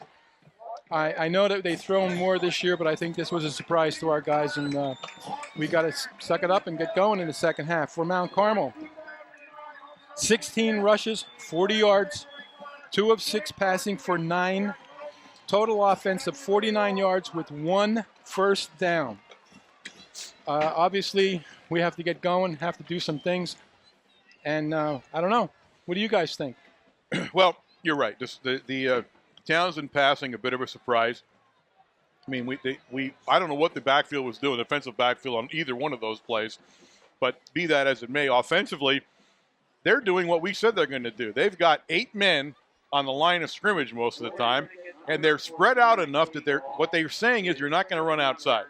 And that's what they're stopping. And again, without a passing offense, and there's nothing to suggest we're going to do that at all, that's where this game is. And we said it would happen when you're one-dimensional at the end of the season. Teams know it, and we're seeing the Southern Tigers know it. You're right, Warren. The thing I'm thinking now, I'm feeling a little bad for Eddie. I don't think Eddie's throwing the ball all that bad tonight. I think we have to help him. Well, every ball isn't on the numbers. People have to make catches. Well, even the ones that are in the numbers aren't caught. So no, that's what I'm saying. We need to help him. We can't just sit back and everybody blame Eddie Stewart. It's not always his fault. No, we had a long talk about that up here, and we said, and again, I'm vindicated in the fact that when he stands still and throws the ball, he's pretty accurate. He's got a good arm. What he doesn't have right now, because he doesn't do it enough, is he doesn't have the look downfield to see where everybody is.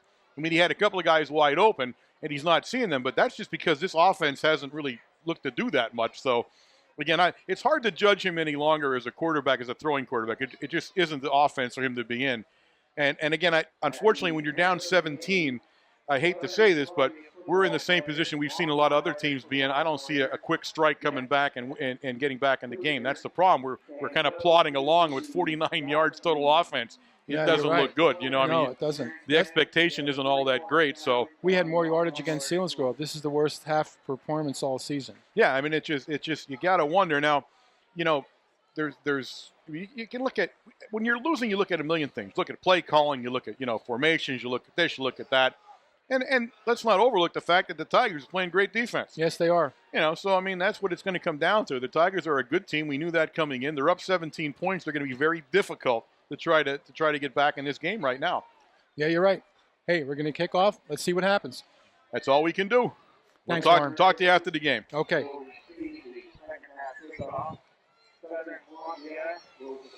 All right. The Red Tornadoes will receive to start the half, as you know we usually do when we're at home. When we win the toss. The toss. So that's what will be happening. And as we just said, they're either going to do something on offense or they're not. I don't know what it is they're going to do, but they're going to have to play. And when teams take the outside away from us, and of course, if you're anybody that knows what's going on in football and you've scouted us, once you get the outside taken away from us, where are we at? Yep. So, and the two linebackers, because they are running a 6-2 line defense against the Tornadoes, plus bringing up the free safety, strong safety, and the two corners into the box. They're playing an outstanding game for Southern Area. They're stopping everything in the center of that line. Oh, absolutely. I mean, they're playing very well. It's not all of that we're playing badly, but certainly, again, we saw us in spurts where we can play very good. It's not that we can't do this, right? But we didn't do it on Monday night, and we're not doing it tonight for sure. So, all right, we started off a squib kick. Southern does not want Pulowski to get his hands on the ball. He finally picks it up, but he'll be buried by the Tigers back at the 52 with a big hit. They're going to Southern Area. That was Parsons. They'll give him up to I think they're going to get him up to the 26-yard line where they'll start first and 10. It's forward. I'm thinking it's his forward motion will take him up to the 26. So it'll be first and 10 there. And Stewart trots into the huddle, and we'll see what this offense can do. I said it has done nothing in the first half. And it's not an offense that can grind out right now. That's the problem. They're going to have some couple of big plays somehow. Yes. Option, Pulowski. Pulowski makes a nice move, but Pulowski's down along the Red Tornado sideline. I thought he was going to be tackled that time. Almost 12 yards that time on that carry. Alex Fiddler pushes him out finally, but that was a great play by Pulowski. I thought he was down. Yes, 13 yards. In fact, I thought he was out of bounds. Not only down, but here you see the play. You see the pitch. Yep. And I'll tell you what, Stewart waited until very last second. And that's the best thing for an option play like that, is to wait to make that man commit to you. So first down on the play, the ball up at the Red Tornado 39.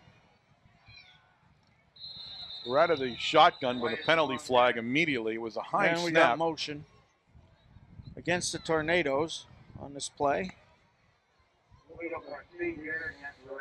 It'll be first and 15 on the penalty. And there weren't a lot of penalties in this game. There really weren't. It looks like, if I was going to guess, it's raining. Yes. A little bit of fog there, a little mist. But it looks like it may be a slight rain going on here in the Silver Bowl. And that would surprise you? God forbid we play a game, on a Friday night without it raining. All right, we stay in the shotgun. We have a twins formation. We have twins to the very short side, twins to the far side, and Stewart will go down and actually falls down on his own. Yeah, he was trying to cut back. He followed Pulowski up through the hole. Pulowski was the blocker. And, he tried to cut back into the center and slip. Pickup of maybe about a yard and a half on that play.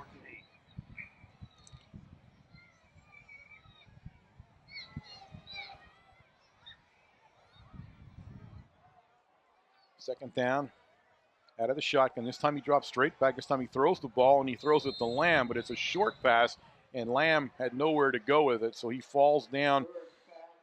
And that should be a gain of a couple of yards only almost close to the original line of scrimmage. Pickup of about maybe 3 on that play. 3rd and 11.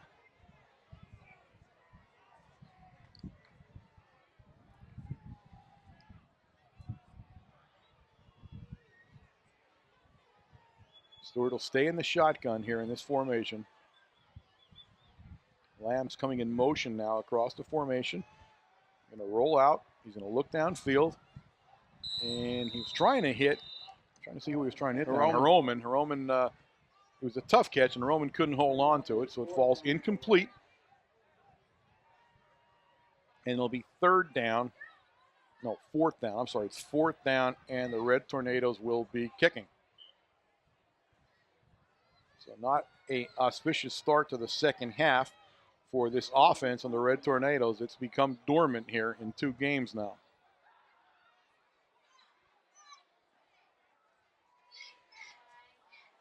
Roman gives it a kick.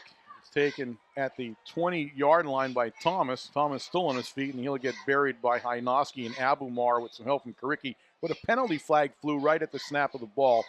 So we'll wait and see what that's all about first.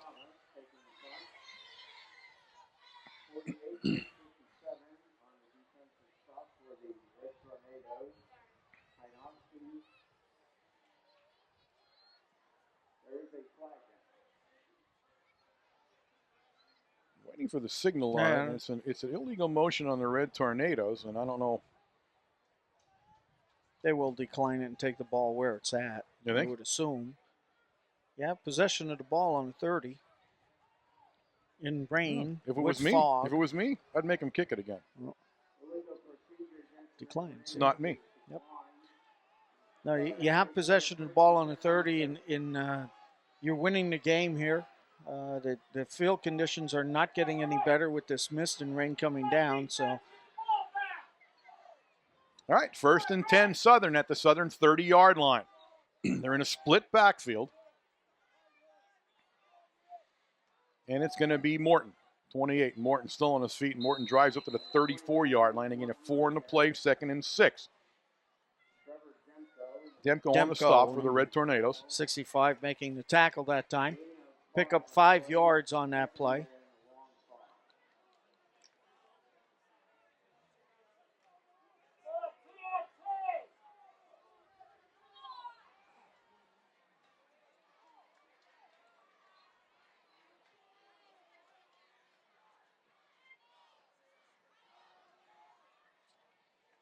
And off to, I think it's Rosenberger. He goes nowhere. He stopped at the line of scrimmage. It'll be 3rd down and 6. About 5 guys getting off the pile. Smurley getting off the bottom down there. Hynoski getting off the bottom. Sorry. So to bring up a 3rd down with no gain on that play. Southern no hurry here. Again, with a 17-point lead. They're content not to do anything goofy here. They'll stay in a split backfield. And he's back to pass on 3rd down. Plenty of time if the Red Tornadoes never saw it. It's a screen pass to Thomas, but a great play by Juraski, and now a personal foul. Yep. Personal foul is going to go against the Tigers right after the play was down. Is there a flag? Yeah, he did throw it. He threw it right at him. No way to hide that one. So a personal foul. It wasn't a 1st down. In fact, it actually was only wasn't even a gain of anything. It was probably maybe a loss on the play. A loss of about a yard. The whole thing here, great defense by the Tornadoes. Thomas was supposed to get it. We did cover him very well. Once the Tornadoes seen that it was a screen pass, they released. That's a dead ball foul. I don't know. You don't get the now he's saying it's a dead ball.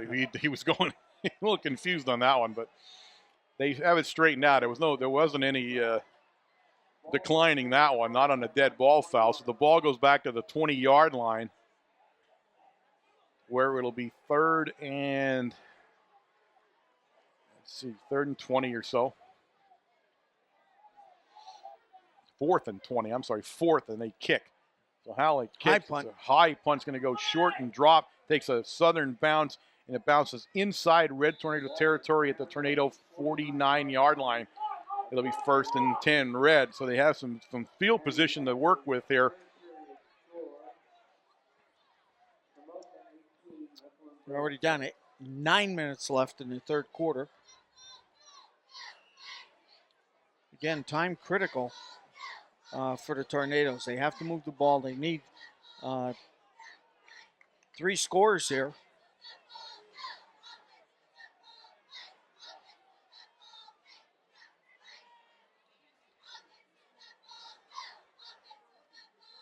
Pulowski on the carry.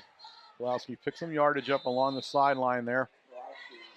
Give him 5 on the play. He'll bring up 2nd and 5 as he takes it into the Southern Tiger territory around the 47-yard line. Number 84, Keith Day, making a stop on Pulowski.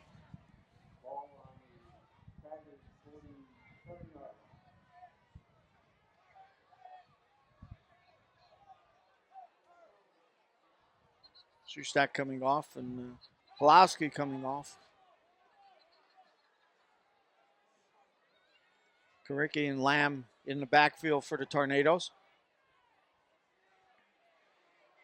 It's an I formation. 2 guys split to the left of the formation. Stewart goes back to pass. It looks downfield. He has Karicki, and Karicki down at the 41-yard line.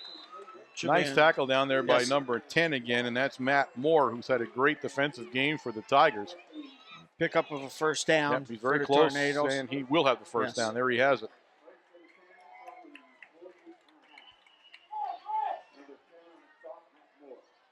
Claiming into the huddle for the Red Tornadoes with the play.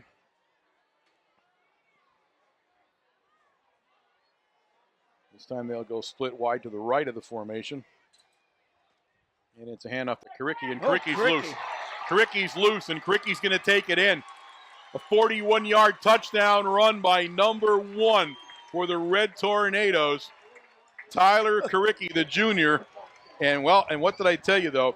When you load the line of scrimmage like they did, and again, that was almost a goal line defense. And once you take a step past it, you're gonna go into the end zone, and that's exactly what it was. I don't think they expected the speed from Karicki because the hole opened up. The linebacker was coming over, but and here's the thing: as soon as Karicki hit outside the line, he took his 2 steps to the outside towards the out of bounds and took off. That gave him a little bit of separation. Roman puts it up, but not through. So the score will remain 17-6 in favor of the Tigers. With the Red Tornadoes finally on the scoreboard here at the 7:39 mark of the third quarter. Tornadoes need 3 scores regardless of what that extra point would have been. So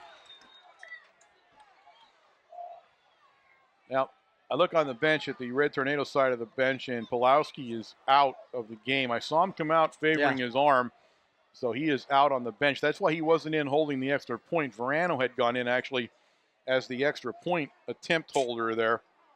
Robbie Verano, he's a freshman. So Roman will be kicking off, and again, kicking off deep down there. See who they put down there this time. Thomas is the one guy, and looks like Halleck is the other one on the far side there, standing both down around their 5-yard line.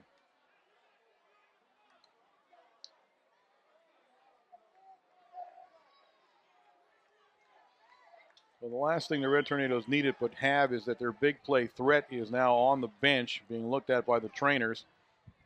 As Roman lets it rip. It's going to be Halleck right at the 5-yard line. Halleck drops it, picks it back up. He heads to the southern sideline where he has a little bit of room, and Karicki buries him out of bounds at the 27-yard line of the Tigers, where they'll take over 1st and 10. Karicki is only a junior, people. He's the last 3-4 games he's really come on. Stepped up both offensively and defensively. That's here. You see it from the end zone. Look at the hit he put on him from the end zone there. Karicki, remember, left his junior, didn't finish his junior year playing as he broke a bone in his leg and couldn't finish. So he's coming back from an injury, actually. That's why it took him so long to round into shape. Thomas on the carry for the Tigers, and Thomas will pick up about 5 yards on a play out to the 34-yard line. Getting off the bottom, looks like Shustak getting off the bottom down there. Off the bottom of the pile. Shustak spends a lot of time on the bottom of the pile. Hey, we talked with him at the supper club last night and had a great conversation. We really a neat kid. They had, I think he's 5th in his class. I thought he told me. I mean, a sharp kid, but funny. Had a great conversation with him. Really enjoyed it. I mean, Cody Shoestack is Cody, only yeah. a sophomore. Yeah. Oh yeah. Thomas carrying the ball again. He'll pick up 1 yard on the play. It'll be 3rd down now, and probably 3rd down and 5. It's a long Shoestack 4. again, and Adam Juraski making the stop that time.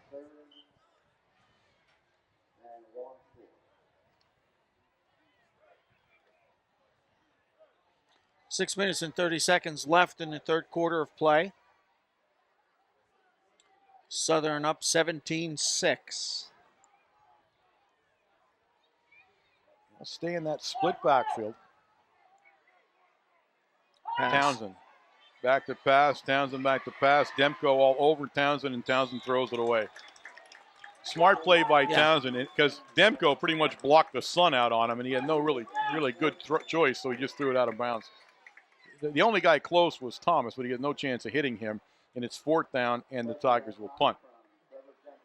Now we have Lamb and Hodge. Tyler Hodge going to, so Lamb drops back to the deep position, of course, and Hodge now takes Lamb's position on the short receiver on this punt.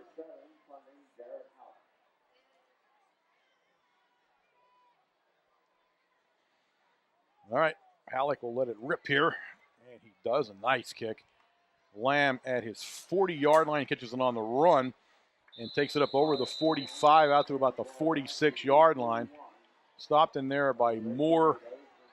Looks like number 71 had a hand in that, Cameron Flory. So it's 1st and 10, Red Tornadoes from their own 46-yard line. They trail 17-6, 6 minutes and 2 seconds left in the third quarter of play here at the Silver Bowl on a misty, kind of damp night here. Not actual rain yet, but it's trying. Actually kind of got a little bit better since we last had that conversation by looking at the lights. Stewart in a shotgun formation. Leaves Karicki standing next to him. Straight drop back under some pressure, and he will tuck the ball and take a big sack. That was number 70 for Southern. Snarsky, Ben Snarsky. Ball all the way back at the Red Tornado 42-yard line.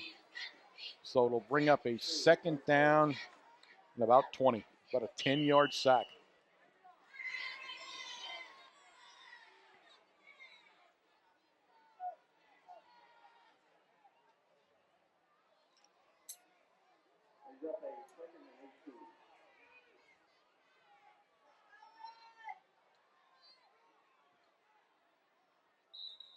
Then it goes in motion and a penalty flag.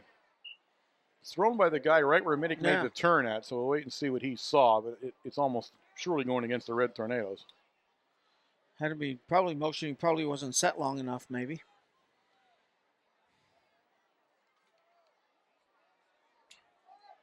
So another 5 yards tacked on, and it'll bring up 2nd down and about 25.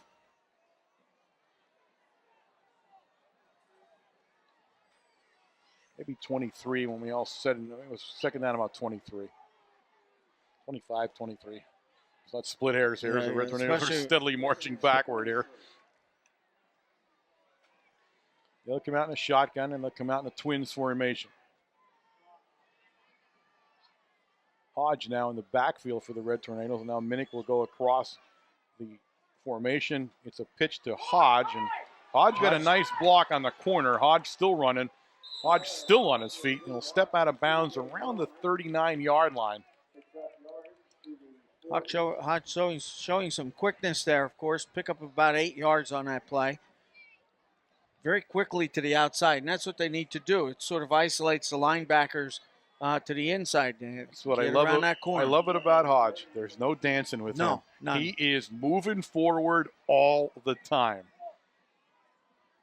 I like that about him. He's a straightforward runner. He's shifty. He's fast. And then when the time comes, he lowers the boom and he doesn't take the hit. He gives you the hit. And I like that about him.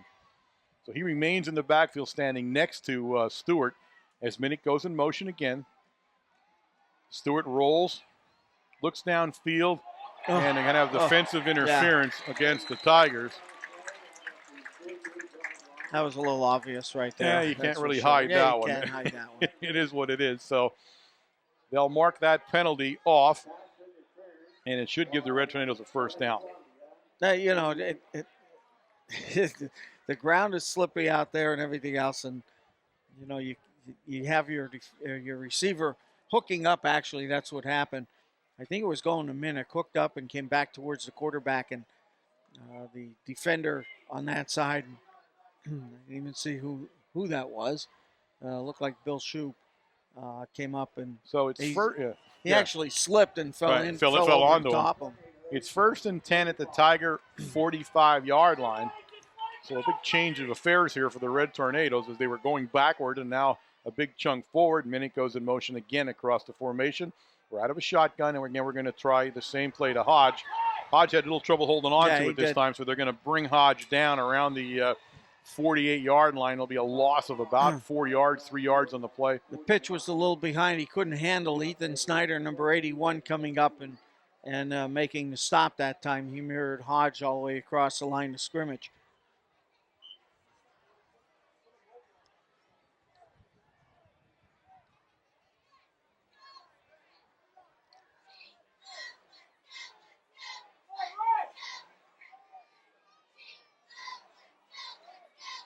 Out of the shotgun again, 2nd and 14. The Twins takes a deep drop like he was going to do a screen pass, and now he's running. And now he's going to be brought down for another loss on the play. That was brought down by number 4, Alex Fiddler, in the backfield. That was a screen pass coming back to the left side there. Looked like it was going to Hodge. Hodge was set up behind 4 linemen, but too much pressure, quick pressure on Stewart. Stewart had to release and take off running.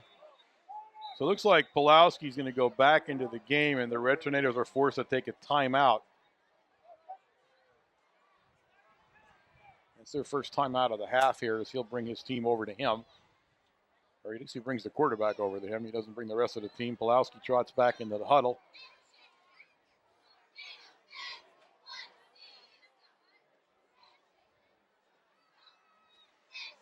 Eddie's looking there to decide who should I talk to, because 3 guys are talking to him from 3 different spots on the field. They're not even huddled around him. They're talking to him from like 5 yards back, 5 yards front, 1 guy in the middle.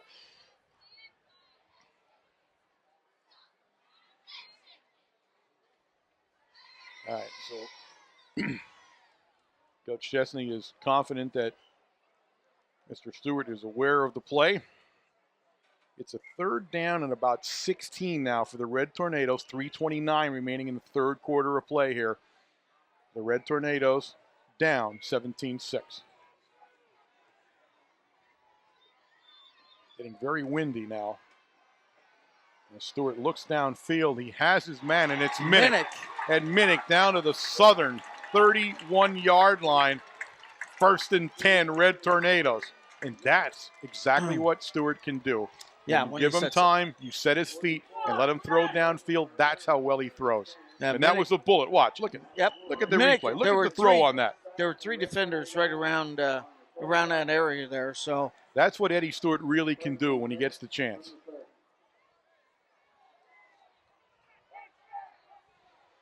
All right, he's going to stay in his shotgun, and he has a trips out to the left of the formation, but he hands it to Lamb, and Lamb is free.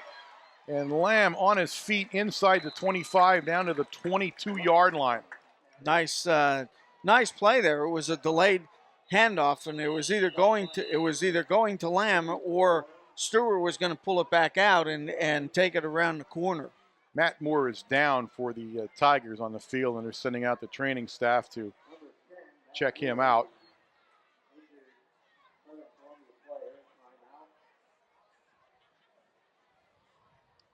But they get him sitting up right away, and that's always a good sign. So he's kind of just, shaken up. He's not holding anything. Nothing looks like it's broken or anything. So let him catch his breath a little bit here.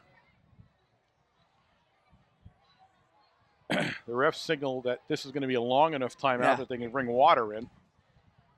So they'll take care of Mr. Moore. I want to say thank you, as I do at every home game. Thank you to Boyer's Food Markets across the parking lot there, the fine people over there for the press box food. Of course, 2 different kind of chicken tonight. A great salsa for the corn chips, I might add. I had several of them, Did you really? and some iced tea. But again, thank you to Boyers. They are very nice to us, Mike Morawski and all of our friends over there with him. I like saying salsa. Salsa. It was very good salsa. I've never tasted that. But in fact, he told me to check it out, and he was Fresh. exactly right. It's excellent salsa. Yes. And I'm not exactly a salsa guy. I mean, it's not like I would always know it, but I know what I like. All right, it's second down and a short 2 for the Red Tornadoes, and they go into a heavy formation now on the short 2. And it's an inside handoff, and they're going to pick it up. To Shustak got the quick inside handoff. He picks up the first down out at the 19-yard line of the Tigers.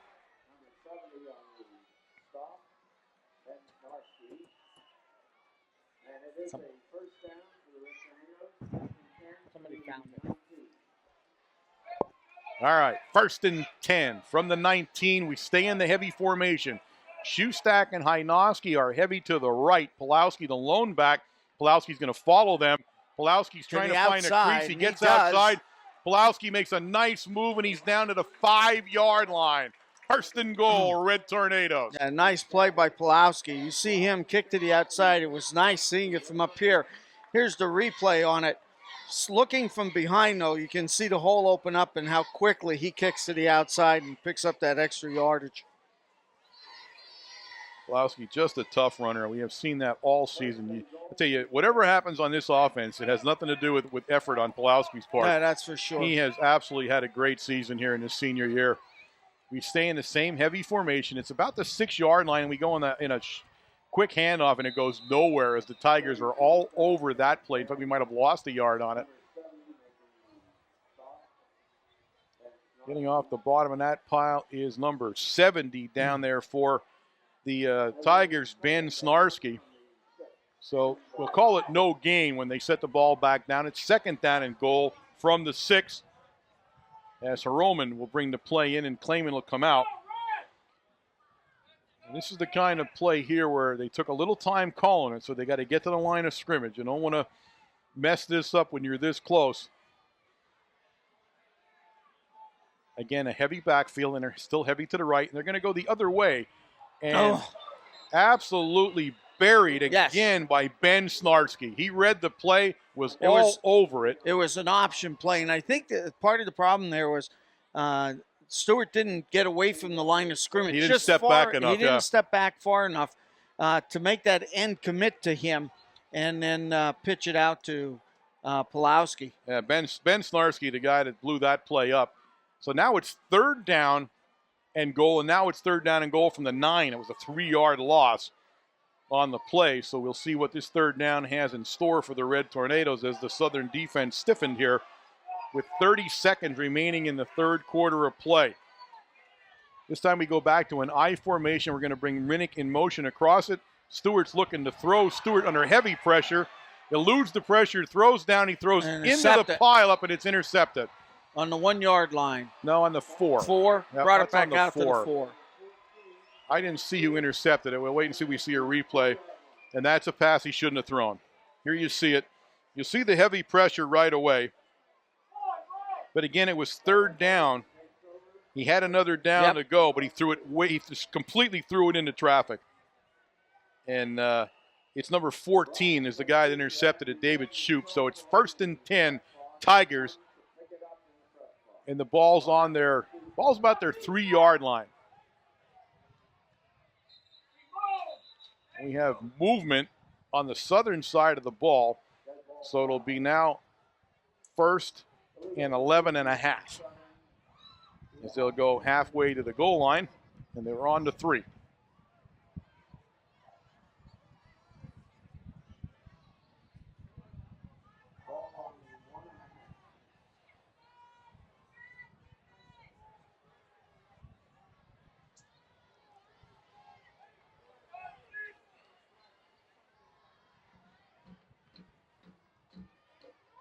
Morton on the carry. Yep. Pickup of maybe about a yard, 3 yards that time. Ball comes back out to about the 5-yard line.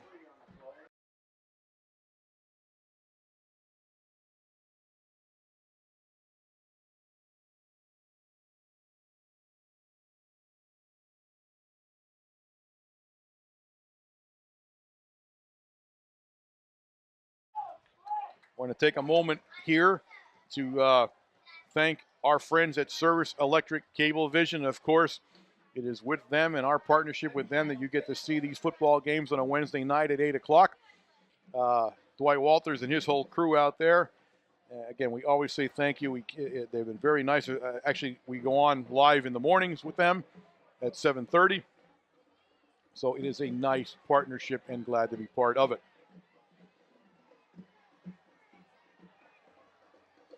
Well, I'm not sure if you can call it rain yet, but I don't know. the crowd is starting to scatter and putting hoods up now, so it's starting to get there now.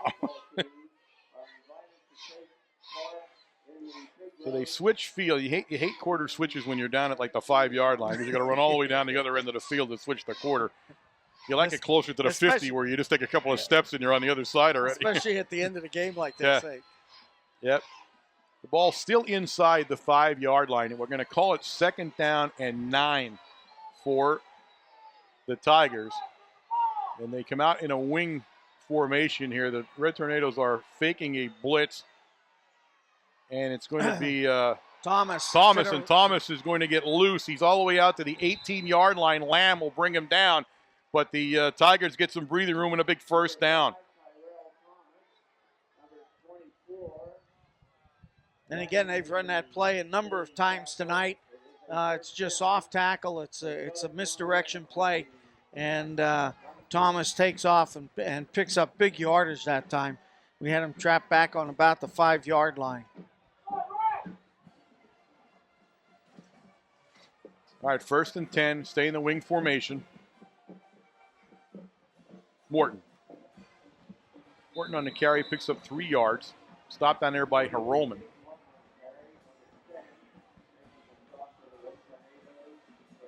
I'm sorry, that's not Morton. That is 14. I'm sorry, that is Shoup on the carry. It's the trouble with the wing when they're far across the field like that. I never know who has the ball myself. I'm not sure who gets handed the ball.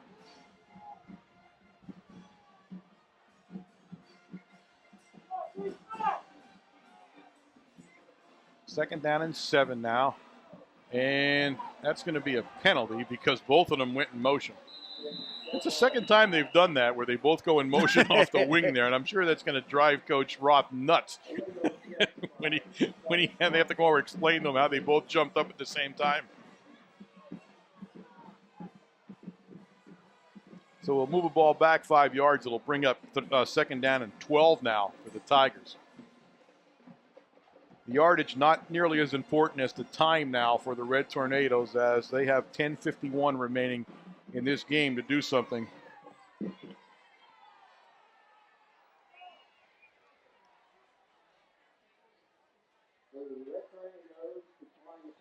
Red Tornadoes have actually declined the penalty. That makes will bring it up third down. So a 3rd down, and now it's 3rd and 7, not 2nd and 12. So they decline the penalty and take the 3rd and 7. And the Tigers come to the line. Townsend, the quarterback, had a great football game. Threw the ball very well tonight for the Tigers. He was under center. And it's a double reverse to Thomas. Thomas is loose along the sideline. And Still it will take Abumar to finally shove him out of bounds. Abumar came across the field and shoved him out of bounds, but not before we got up to about the 39-yard line. Thomas is actually down on the other side of the field over there. He took a big hit from Abumar right at the sideline, but he's back up. So it's 1st and 10 Tigers on the nice run by Thomas.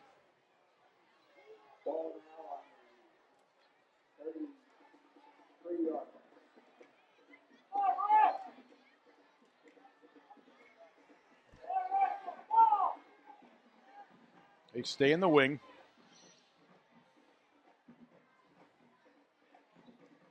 And it's Shoup. And Shoup's going to barrel his way forward. Picks up some nice yardage out to the 39-yard line. Abumar making the tackle for the Tornadoes, but Shoup just coming around. He had a lead blocker in front of him, and he just followed the lead blocker through the hole and picks up 5 big yards, maybe 6. There you see Shoup making the cut and then following that train of blockers up there. So we'll call it 2nd and 5 now for the Tigers. Ball at their 39-yard line. They lead 17-6 with exactly 10 minutes to go in the game. Again, Thomas trying to find the outside. Thomas is going to find the outside. Karicki will take him down with a penalty flag. That'll go against the Tigers on a hold. Thomas, they just cannot stop that. And all it is misdirection, but he's hitting to the outside. He's going off tackle or outside around the end and picking up some big yardage, 10, 15 yards every time he carries. Yes, it is. And they continue to attack our left side. Yes. The same side we saw Lewisburg bang at the entire time last week. The Tigers do the same thing. So with the mark off of the penalty, it now brings up a 2nd down and about 12.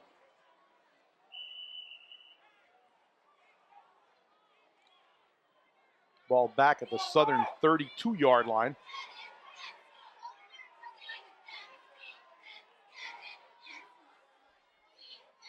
Thomas in motion now, and it's going to be Thomas, and he dropped the ball. No, it was a double handoff. It was a double reverse. I'm sorry. Demko buried it, whatever it was. I thought he dropped it for a second the way he turned.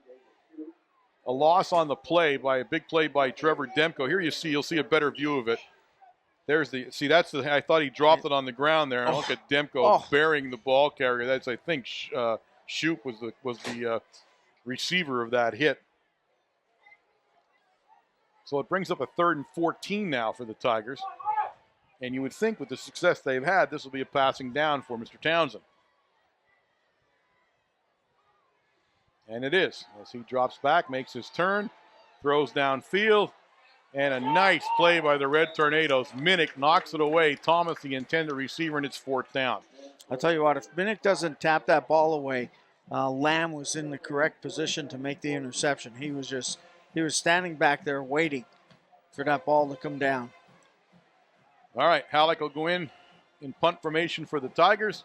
The Red Tornadoes should get the ball in fairly good field position with 8:48 on the clock as they kick.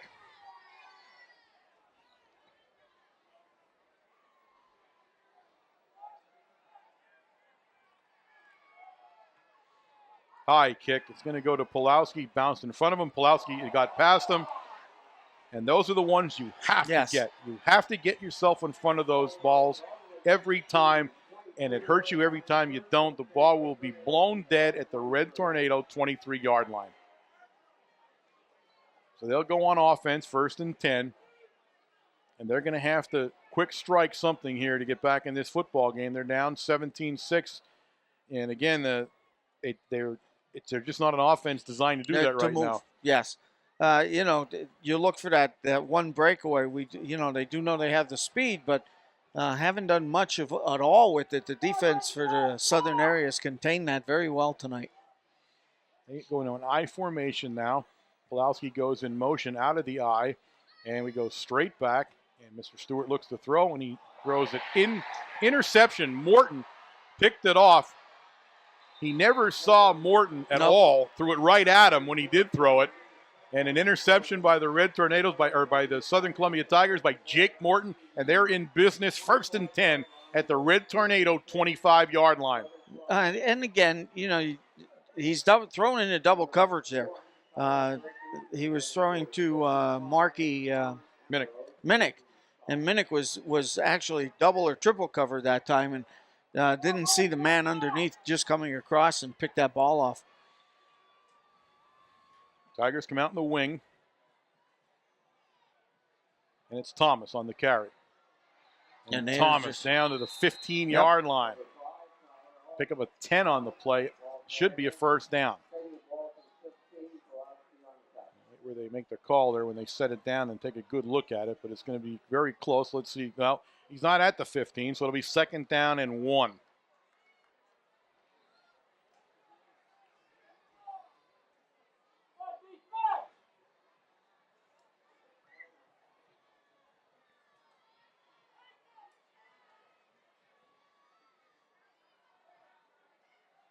This time, a quick opener up the middle to Morton. Morton bulls his way down to about the 12. Give a 3 on the play. It'll be 2nd down and 7. I'm sorry, that's the first down. That's a first down. He gains the first down. I'm sorry. So it's going to be 1st down, and the ball sitting. Let's see where they put it down. Right at the 12-yard line. Right, so about the 12. Yeah, well, I can fuss there in my downs. 7:36 remaining in the football game. Tigers driving off the interception by Morton. Thomas. And Thomas trying to find that look seam. at this. And Thomas found driving. it. And, Thomas. I'll tell you what, almost on a second effort, Thomas takes it down to about the 1-yard line that time. He almost punched it over himself. Jared Pollock into the game for the Red Tornadoes, number 60.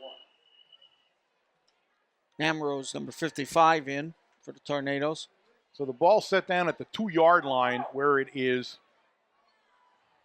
2nd down. And they can actually score. Well, let's see.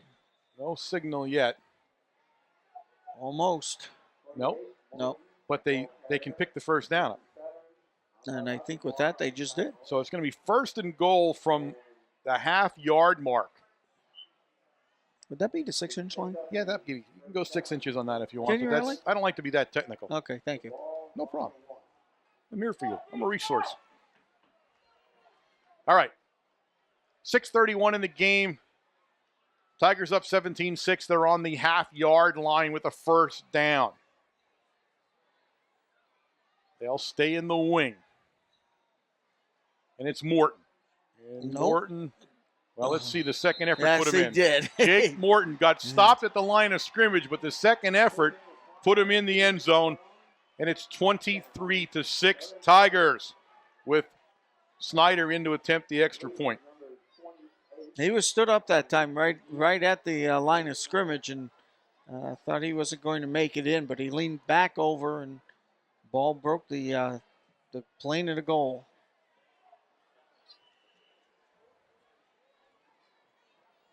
Mr. Automatic is in for the extra point for the Tigers. Just as I said that, I almost jinxed him, but he got it over anyway. I think somebody might have tipped it even, but he still put it in. Snyder's listed on the program as 5'11", 205, but I'll be truthful, he looks a little bigger than that even. Yes, he does. And he's actually a star soccer player. He's playing apparently in either a district game or something for the Tigers tomorrow on the soccer team, so does double duty that way. The Tornado is down on the field after the extra point attempt, so the training staff out attending to him, so there's a timeout on the field. That is called utilizing all your talent within your school. You know, you start absolutely, you're doing cross teams there, and of course, couldn't be anybody in more shape for running around than what soccer players are. That's for sure, and cross country teams. So, they put a lot of time and effort out on that field.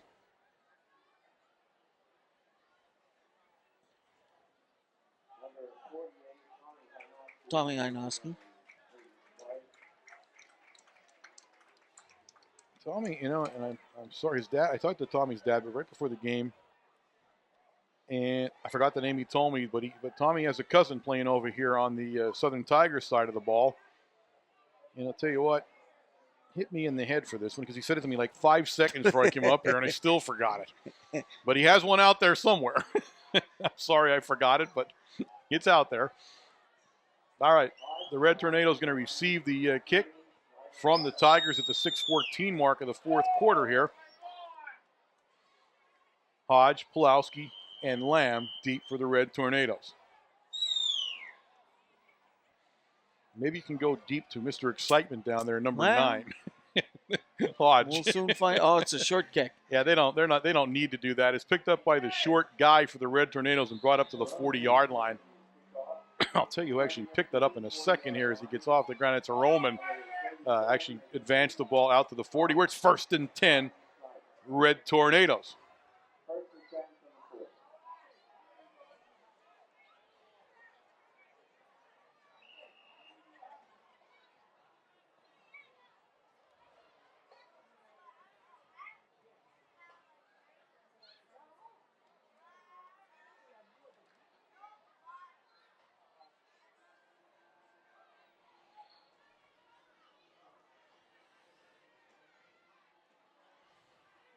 Stewart out of the I formation, drops straight back, and there's Klayman on a hook and ladder to Pulowski.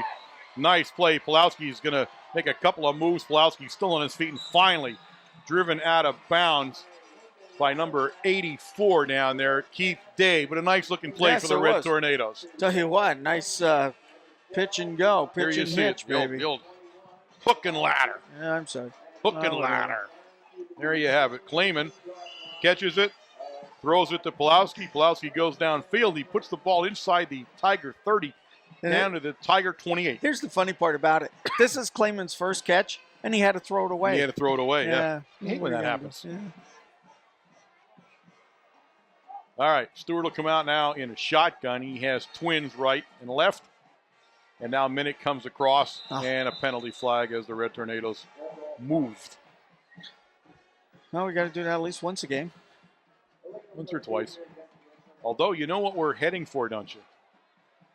We're heading for a football game where we didn't jump offside on defense. No, hey, no. I'm telling you, there's still some time, but we didn't do it yet. There are 6 minutes left in this game. And nobody's done it more than we have this year, and we're going to just say we're going to go cold turkey tonight and not do it. That's what I'm believing we're going to do that. All right, we'll start this same play over again. It looks like the exact same play, except Minnick doesn't go in motion. It's a screen pass to Pulowski. Pulowski's got some room there, and Pulowski's still on his feet, and Pulowski down. Pulowski's still on his feet. Nobody runs harder than Justin Pulowski down to the 12-yard line. Is he a competitor or what? Is. And you can see, I'll tell you what, if some kids, younger kids, want a role model, watch how you play the game or carry the ball, it's him. It's Justin Watch Pulowski. how he picks up his feet here as he's ready to be tackled, trying to walk out of. Watch. Look at the high stepping on him. Now watch the strength right here. Watch. He's not down. He didn't go down yet. No. Look at the strength on this kid and the determination. All right, it's first and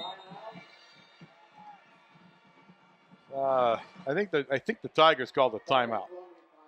I'm going to have to go with the Tigers on the timeout on this one. All right, it's 1st and 10 from the 12-yard line on the timeout here. 5:31 in the game. The Red Tornadoes down 24-6. I checked to see if there was anything in our contract about some extra money for working twice in 1 week. Number one. What do you think the answer was? This first of all, do you have a contract? And number two, you actually get paid? Well, here's the answer I got. The truck just said they buried our money under the flagpole. Very funny. Because that was the same answers I got. Number one, do you have a contract? And who told you ever get paid? I'm working strictly for food here, folks. That is from which Boyers. I'm okay with. I'm okay with working for food from Boyers. I can do that. Come on, Robin. Get in the game here. Come on. She's smiling, isn't she? Robin's... Oh, that was ugly now. Yeah, I know. Looks like I get paid pretty well. Oh, that wasn't right now. All right, here we go. First down. Lamb goes in motion across the formation. Stewart looks, and he's going to lob it to Klayman. It's Klayman. And Klayman, touchdown. All right, Klayman. Touchdown. What a play by number 12 for the Red Tornadoes. That was a nice play by Jake Klayman, the sophomore. That was a pretty pass. Yes, it was a Pretty great pass from Stewart. Yep, he put it right on the money. It was going out of bounds, or Klayman was catching and coming down for a touchdown. And I'll tell you what, like you said, you give Stewart a little bit of time. 2 steps back, and he released the ball into the air. Nice pass. The Red Tornadoes will go for 2 here. It's 24-12 at the 5:26 mark, and they go into an I formation. Karicki is in front of Pulowski, but we're going to throw the ball. We look down, we do throw it, and there it is, the 2-point conversion. He hits Minnick, covered by Morton, but a nice, look at that pass. Yes, it is. What a pass that was. And that's a bullet he threw there. 24-14 now in favor of the Tigers at the 5:26 mark. Again, the Tornadoes moving the ball downfield quite Look well. Look at this. Look at it coming right at you. Yep. Right at you. That's good camera work. And we have a young crew on our cameras, that's for sure. Well, except for Robin. She's like 28. Yeah, she's ready to go. You're trying to bring a She tear didn't, to. she didn't hear that one, You're thankfully. trying to bring a tear to her eye. Now stop it. Now. Well, it seems like she's been here for 28 years or so. Well, I don't know. She's been upset since the first game at Selinsgrove, saying that this was her last Selinsgrove game. This was her last Lewisburg game. Yeah. This was her last Warrior Run game. You know what I mean? So. Well, it's the first. Next year will be the first time in 12 years we haven't had a Hampton up here. That's And you're right. I did see your dad coming in and said to him, get busy. Like we're not just accepting the status quo here. Let's get to work here. No, the producer's coming up. This is never good. You are in trouble. Why is it me? Hey. All right, we're going to go for an onside attempt here. Nice bounce, but the Red Tornado or the Tigers will take it over. I think Morton took a big hit when he got it. Look but who gets up. You see who hit him? Karicki. Karicki. What a player. I'll tell you what, I'm impressed with him this year. Done an outstanding job, especially the last half of this season is really flexing his muscles, and hopefully now he'll take that into next season. It's first down and 10 out at the Southern 47-yard line. Townsend will bring him up, and they'll bring him up in the wing. Thomas goes in motion. Thomas gets the handoff. And Thomas will be drugged down after a gain of about 2.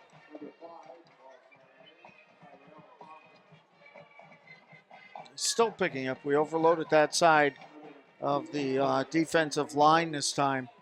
He still picks up about 3 yards, long 2.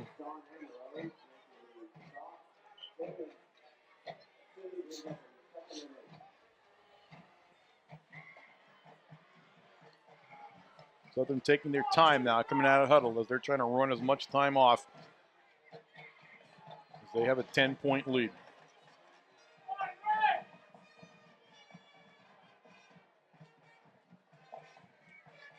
This time it's Morton on a straight handoff, and Morton will gain a yard on the player, so it'll bring up third down and about 7. Ambrose, number 55, making the hit that time. TJ Roman was the other. Give him 2 yards, it's third down and 6.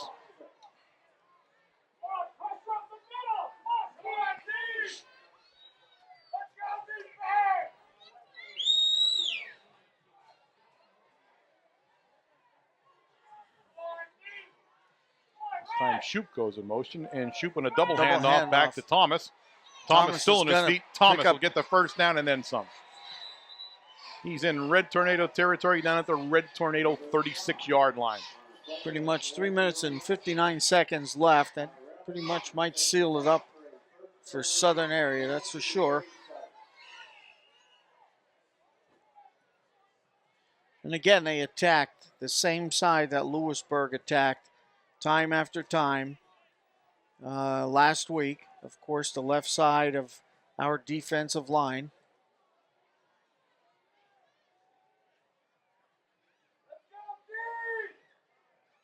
Thomas again, and this time Thomas will be stopped right at the line of scrimmage. In fact, he might lose a yard. I didn't see anybody. Ambrose came through that time, and I think he was the one that made the tackle. So we'll call it second down and 11.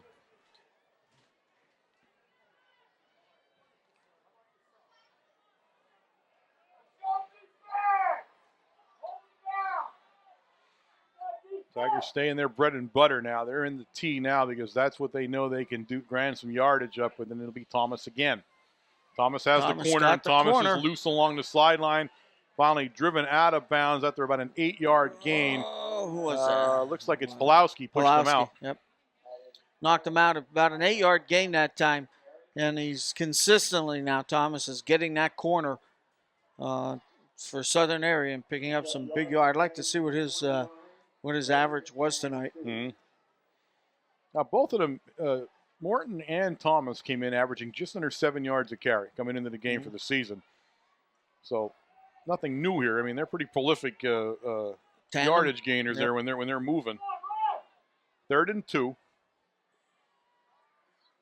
Shoot comes across, and Morton, who was barely hanging on to the ball, and he still picked up the first down inside the 25-yard line, down about the 24. That was down on his He thigh. had the ball in his hip there Yeah. the whole time he was moving with it. Watch where the ball is here. He's barely hanging on to it, but kept going forward. I give him credit for that. He never slowed up. And he picks up a first down. 1st and 10, Tigers. 2:43 now remaining in the football game. They're up by 10 and taking as much time as they can. Now they go back to a split backfield, and it's going to be Thomas. And Thomas is going nowhere as he'll lose a couple of yards on that play. Let me tell you who gets off the bottom down there. 57, Abumar. Mr. Abumar on the tackle. Really means nothing to the Tigers, and the Red Tornadoes have called timeout. And during this timeout, I will do a most important duty of the evening. And the real reason that you're actually seeing this game is I keep telling you. Tonight, for WKMC TV on the cameras, Matt Shern, Brittany Venna, Nick Barr, Valerie Bendis, Brianna Lutz, and Robin Hampton. On the grips, Justin Scavery and Coral Swank. Photographer, Nicole Purcell. Graphics, Callie Hummel. And Master Control, Josh Tomati. So those are the folks that really made this all happen for you tonight. I cannot say enough thanks, because not only are they giving you the game, but they're also desperately trying to keep me from screwing up. And that's a full-time job. I always wonder how many on this crew are actually assigned just to me, just to make sure that nothing happens. He never actually breaks it out that way, but I know it is. And the truck's very lively today, isn't it? The comment was just Robin. That's all we need. All right. 2nd and 13 now for the Tigers, and it's going to go to Morton, and Morton's going to be drugged down. He was initially hit by Hynoski, and again, he stopped in the backfield for another yard loss or so. It'll bring up 3rd down and about 14 now. Exactly 2 minutes and 10 seconds left in this game.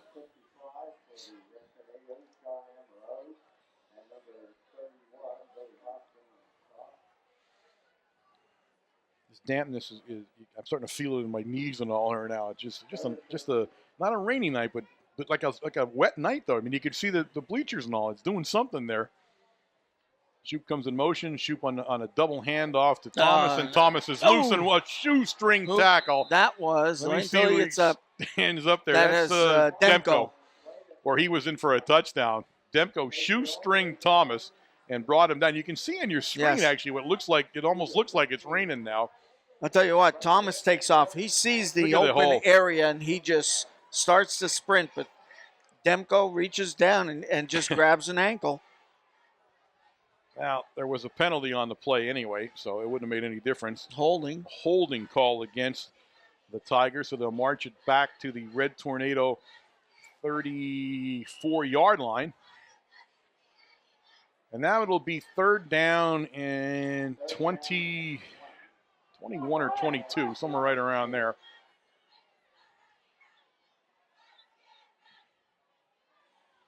Shoop will come in motion, and Shoop will take the carry. And Shoop looking for some room, and Shoop makes a nice cut. He cuts back the again. Other way, back again, and Shoop all the way down to the 12-yard line.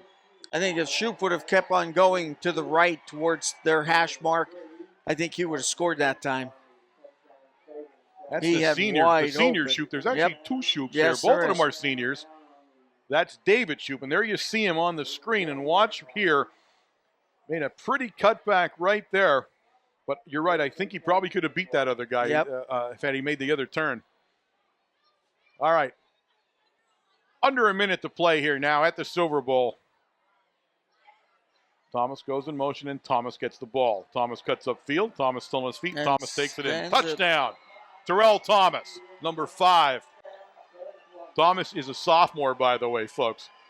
So get ready to see a lot more of him. The score now 30-14 in favor of the Southern Columbia area Tigers, with Snyder on to attempt the extra point.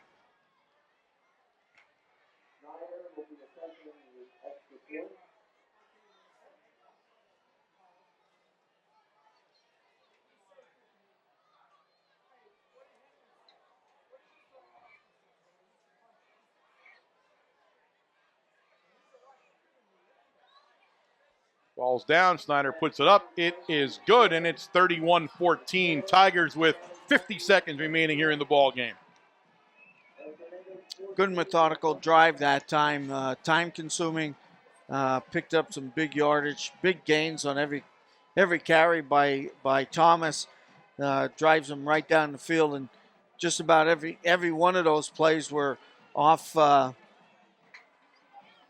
tackle going to their right, which would be our defensive side. So whatever Lewisburg saw, I'm sure Coach Roth had looked at their films and picked up the same thing on us.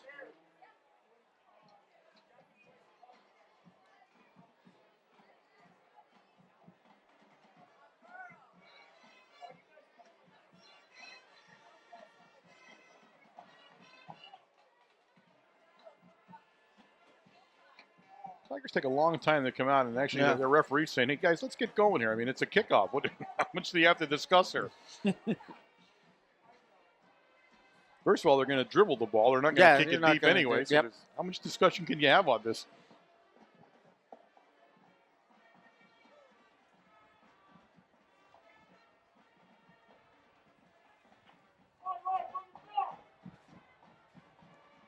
All right, Snyder tees it up. Signals that he is ready, and he is. And he does the same thing as we thought he would do, and this time it's going to go out of bounds. So the Red Tornadoes will take over at the 35-yard line, 1st and 10 on offense.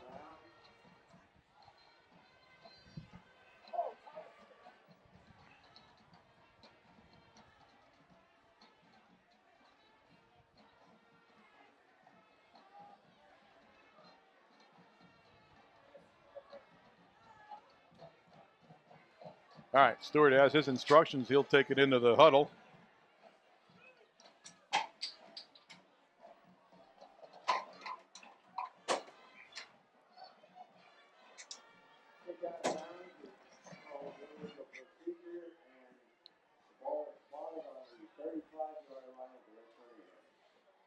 All right, Stewart will bring him up. He's got trips to his right. One guy out to the left. He's in the shotgun. He has Cricky standing next to him. And he'll drop straight back. He's got a lot of receivers to choose from. No pressure so far from the Tigers. Still looking downfield. And it will fall incomplete. 2nd down and 10. Again, the Tigers in a total prevent. You're not going to throw the ball behind them, that's for sure. It's going to be in front somewhere. 41 seconds left in the game.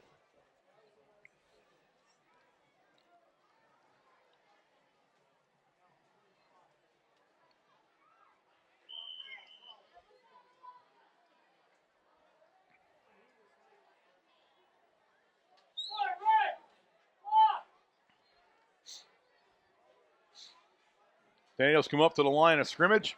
He's going to go with a twins formation. He's in the shotgun. Pulowski now standing next to him. And we hand it to Pulowski on a kind of a draw play. Pulowski still on his feet down along the southern sideline and driven out of bounds down there finally by Keith Day. He's in Tiger territory, though, down at the Tiger 37-yard line or so. 33 seconds remaining on the clock now.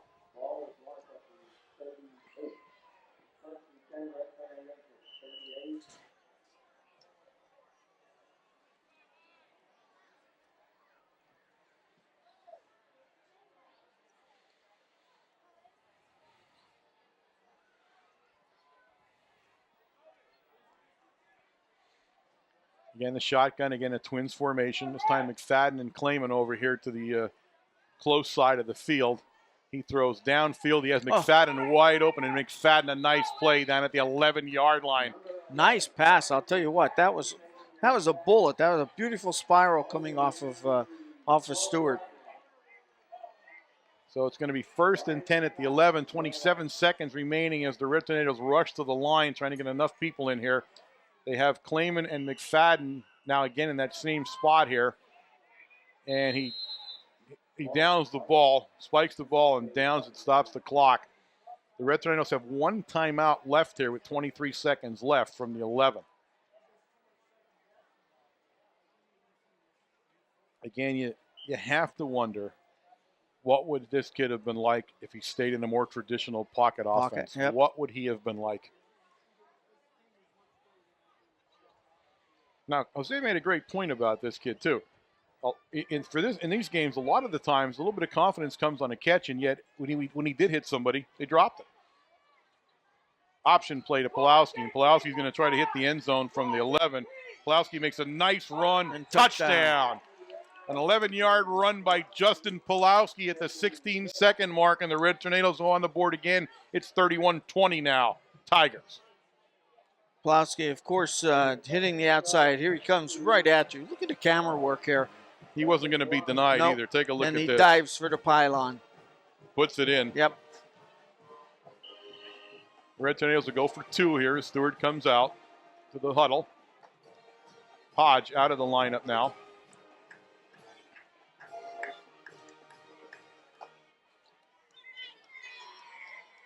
Again, Clayman and McFadden come out to the right side of the formation here. He leaves 2 guys in with him.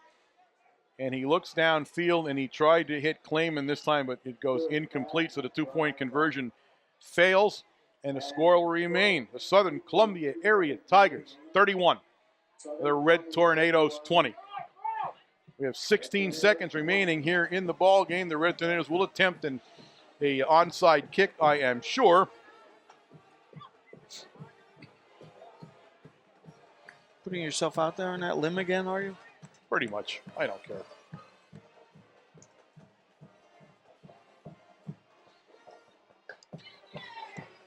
I just have to make sure how thick that limb is before I go out on it. I can't be fooling around with any saplings or things are going to get uglier.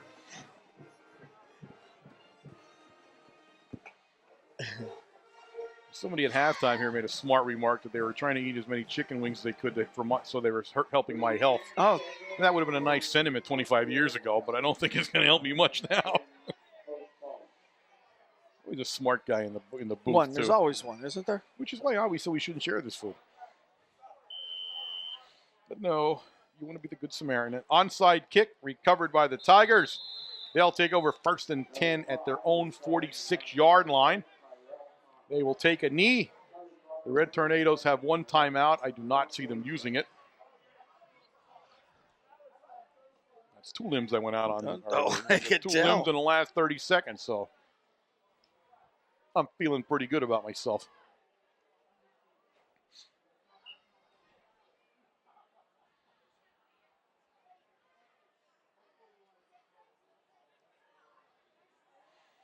They're in the take a knee formation, as you can tell, with the 3 of them standing back there. Townsend takes a knee, and that will be the end of the ball game here at the Silver Bowl between these 2 great rivals. The Southern Columbia Area Tigers have won the game by a score of 31-20 over the Mount Carmel Area Red Tornadoes. We'll be here with you shortly with the second half stats. Actually, why don't we just do the whole game stats and be done with it?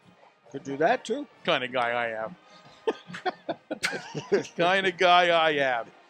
So as soon as Jose scribbles all those numbers down, we'll bring them to you. Of course, the Red Tornadoes will fall to 5-4. They are out of contention for the District 4 playoffs. They will not be playing in those playoffs next week. Next week being the day after tomorrow. And I'm guessing undefeated Spartans. I don't know how they did tonight, but I'm pretty sure they handled Panther Valley. They will come to town undefeated, and the Red Tornadoes will play a final home game here in the Silver Bowl for the 09 season in 2 days' time. So as we wait for them to shake hands, Jose is furiously riding. Notice they give Jose a girl to watch him now and then bring him over to the headsets. I think is that Brenna? No. Or Brianna? No. It's not Anna. Oh, I'm sorry, Brianna. I'm telling you, she handed me that death threat the other day, and I took it did seriously. She? And then she was down at Matucci's last night. I thought she was kind of giving me the stink eye for a minute. You know what I mean? Jose handed over the stats, and now he's wandering onto the field. He's just meandering down there. He's not going to give us the second half stats, or what? I have no idea. Well, the reason he can't do that is you're actually there. You see it, and that's Brianna there, by the way. Uh-huh. And she's on the field, so he's waiting for the camera to get to him. Actually, so That's why we're not hearing him, because she's out on the field taking a picture of the post-game huddle. And I'm actually, is that Valerie down there? There you have it. There she is. Wave to us, Valerie. Come on. There you go. There she goes. Valerie Bendis down on the field camera. Very nice. Who did the end zone? I don't know. The end zone guy ran off right away, I think. And there you see the Red Tornadoes in their post-game huddle. The Tigers on the other side in their post-game huddle.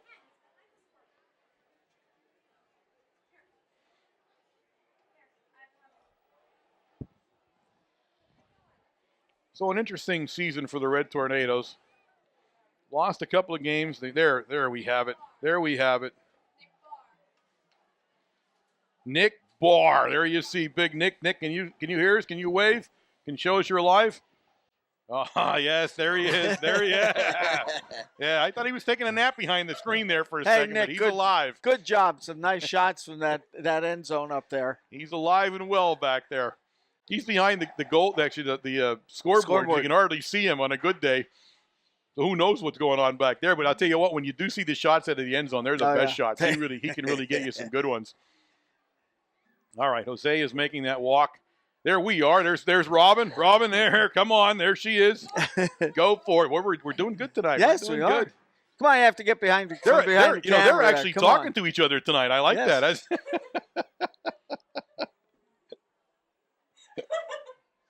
All right, Jose's making his way over to the headset. We're going to do it without the camera. Look at Jose. Look at the look on his face. You have to ask how things went with him. All right, big guy, are you ready? Yeah, sure. Let's go. Well, the camera's running down to you now. We don't need a camera. Yes, we do, because you're the best-looking guy in the team. Oh, God, tonight, that's not saying a whole lot. Well, I didn't say it was saying a whole lot. I just said you were, that's all.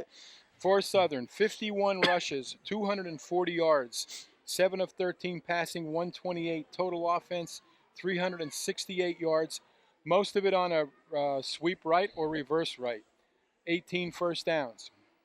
For Mount Carmel, 31 rushes, 157 yards, 9 of 17 passing for 128, total offense 285 yards, 14 first downs. Individually, Pillow ended up with 16 for 90, and Eddie was 9 for 8. Receiving, Jacob Clayman, nice job at the end, 2 for 17 and a touchdown. Pillow, 2 for 36. Myrick, 2 for 2. Mark Minig, 1 for 20. And Tyler Karicki, 1 for 6. Not much we can say, guys. No. I mean, you all watched it. We saw what happened there. Again, the offense just struggled again as in the first half, especially as it was one-dimensional. Now you see the difference, though, Jose, in the second half when Stewart was able to throw the ball a little bit. Oh, we moved the ball pretty well. You're right. He threw the ball well tonight. Like I said, he was 9 for 17, and 2 or 3 of those other balls could have been caught. Oh, absolutely. Yes, like we talked about before. But yeah, is this time that he's growing up now? Is it 9th game? Is it time? I mean, I don't know. The key series in the third quarter, we're down 17-6. We're down near the goal line. We throw the interception, probably changed the game right there. But, we didn't quit. That's a positive. You got to look for some positives. We didn't quit. We kept working hard. And now we have our hands full next week, North Schuylkill. I'm sure they're gloating and just getting ready to come over here and give it to us. And we're going to have to suck it up and play hard. Oh, absolutely. It'll be the final home game for the Red Tornadoes this year here. A nice affair at halftime. I saw you actually getting your picture taken and all down there with the Hainovskis. It's a thrill for me, man. It was great. You always get in the pictures all the time. I don't want to sound like I'm whining, but I am. No, but the halftime festivities were great. Yes, they were. It was just great bringing him back. I'm just so proud of Henry and his boy, and it was a real nice night. Warren, one thing I want to touch on tonight: 14 consecutive home games. We had 1 coming into tonight. Last home loss was the Southern 2007. Oh, really? Yeah, so goodness. we had a nice run going here, and I didn't want to bring it up and jinx us or anything. I'm one of those superstitious. I said it's superstitious. I heard. But it's over. We'll start over, and we'll give it a shot next week. Yeah, absolutely. So we got one big game left, and if nothing else, let's spoil it for somebody else. That's always some incentive for it right there. And again, you got the seniors playing their final night in the Silver Bowl, and that's going to be some incentive too. Hopefully it'll be something good, something positive, and we can still beat North Schuylkill. We all know yes. No, I'm absolutely positive we can still do it. It's just they got to come out and do it. Jose, thanks a lot that. Thanks, tonight, pal. Warren. Thank you, pal. All right, guys, we're going to wrap this thing up from the Silver Bowl, an alumni weekend here at Mount Carmel Area High School. A disappointing homecoming loss for the home team here, but again, that happens sometimes. You got to see some of the crew from WKMC TV. I was very happy about that, and that was pretty neat to be able to do that. And that was very spontaneous, guys. It wasn't like we planned that one. They did that one all on their own as we got them rolling there. They were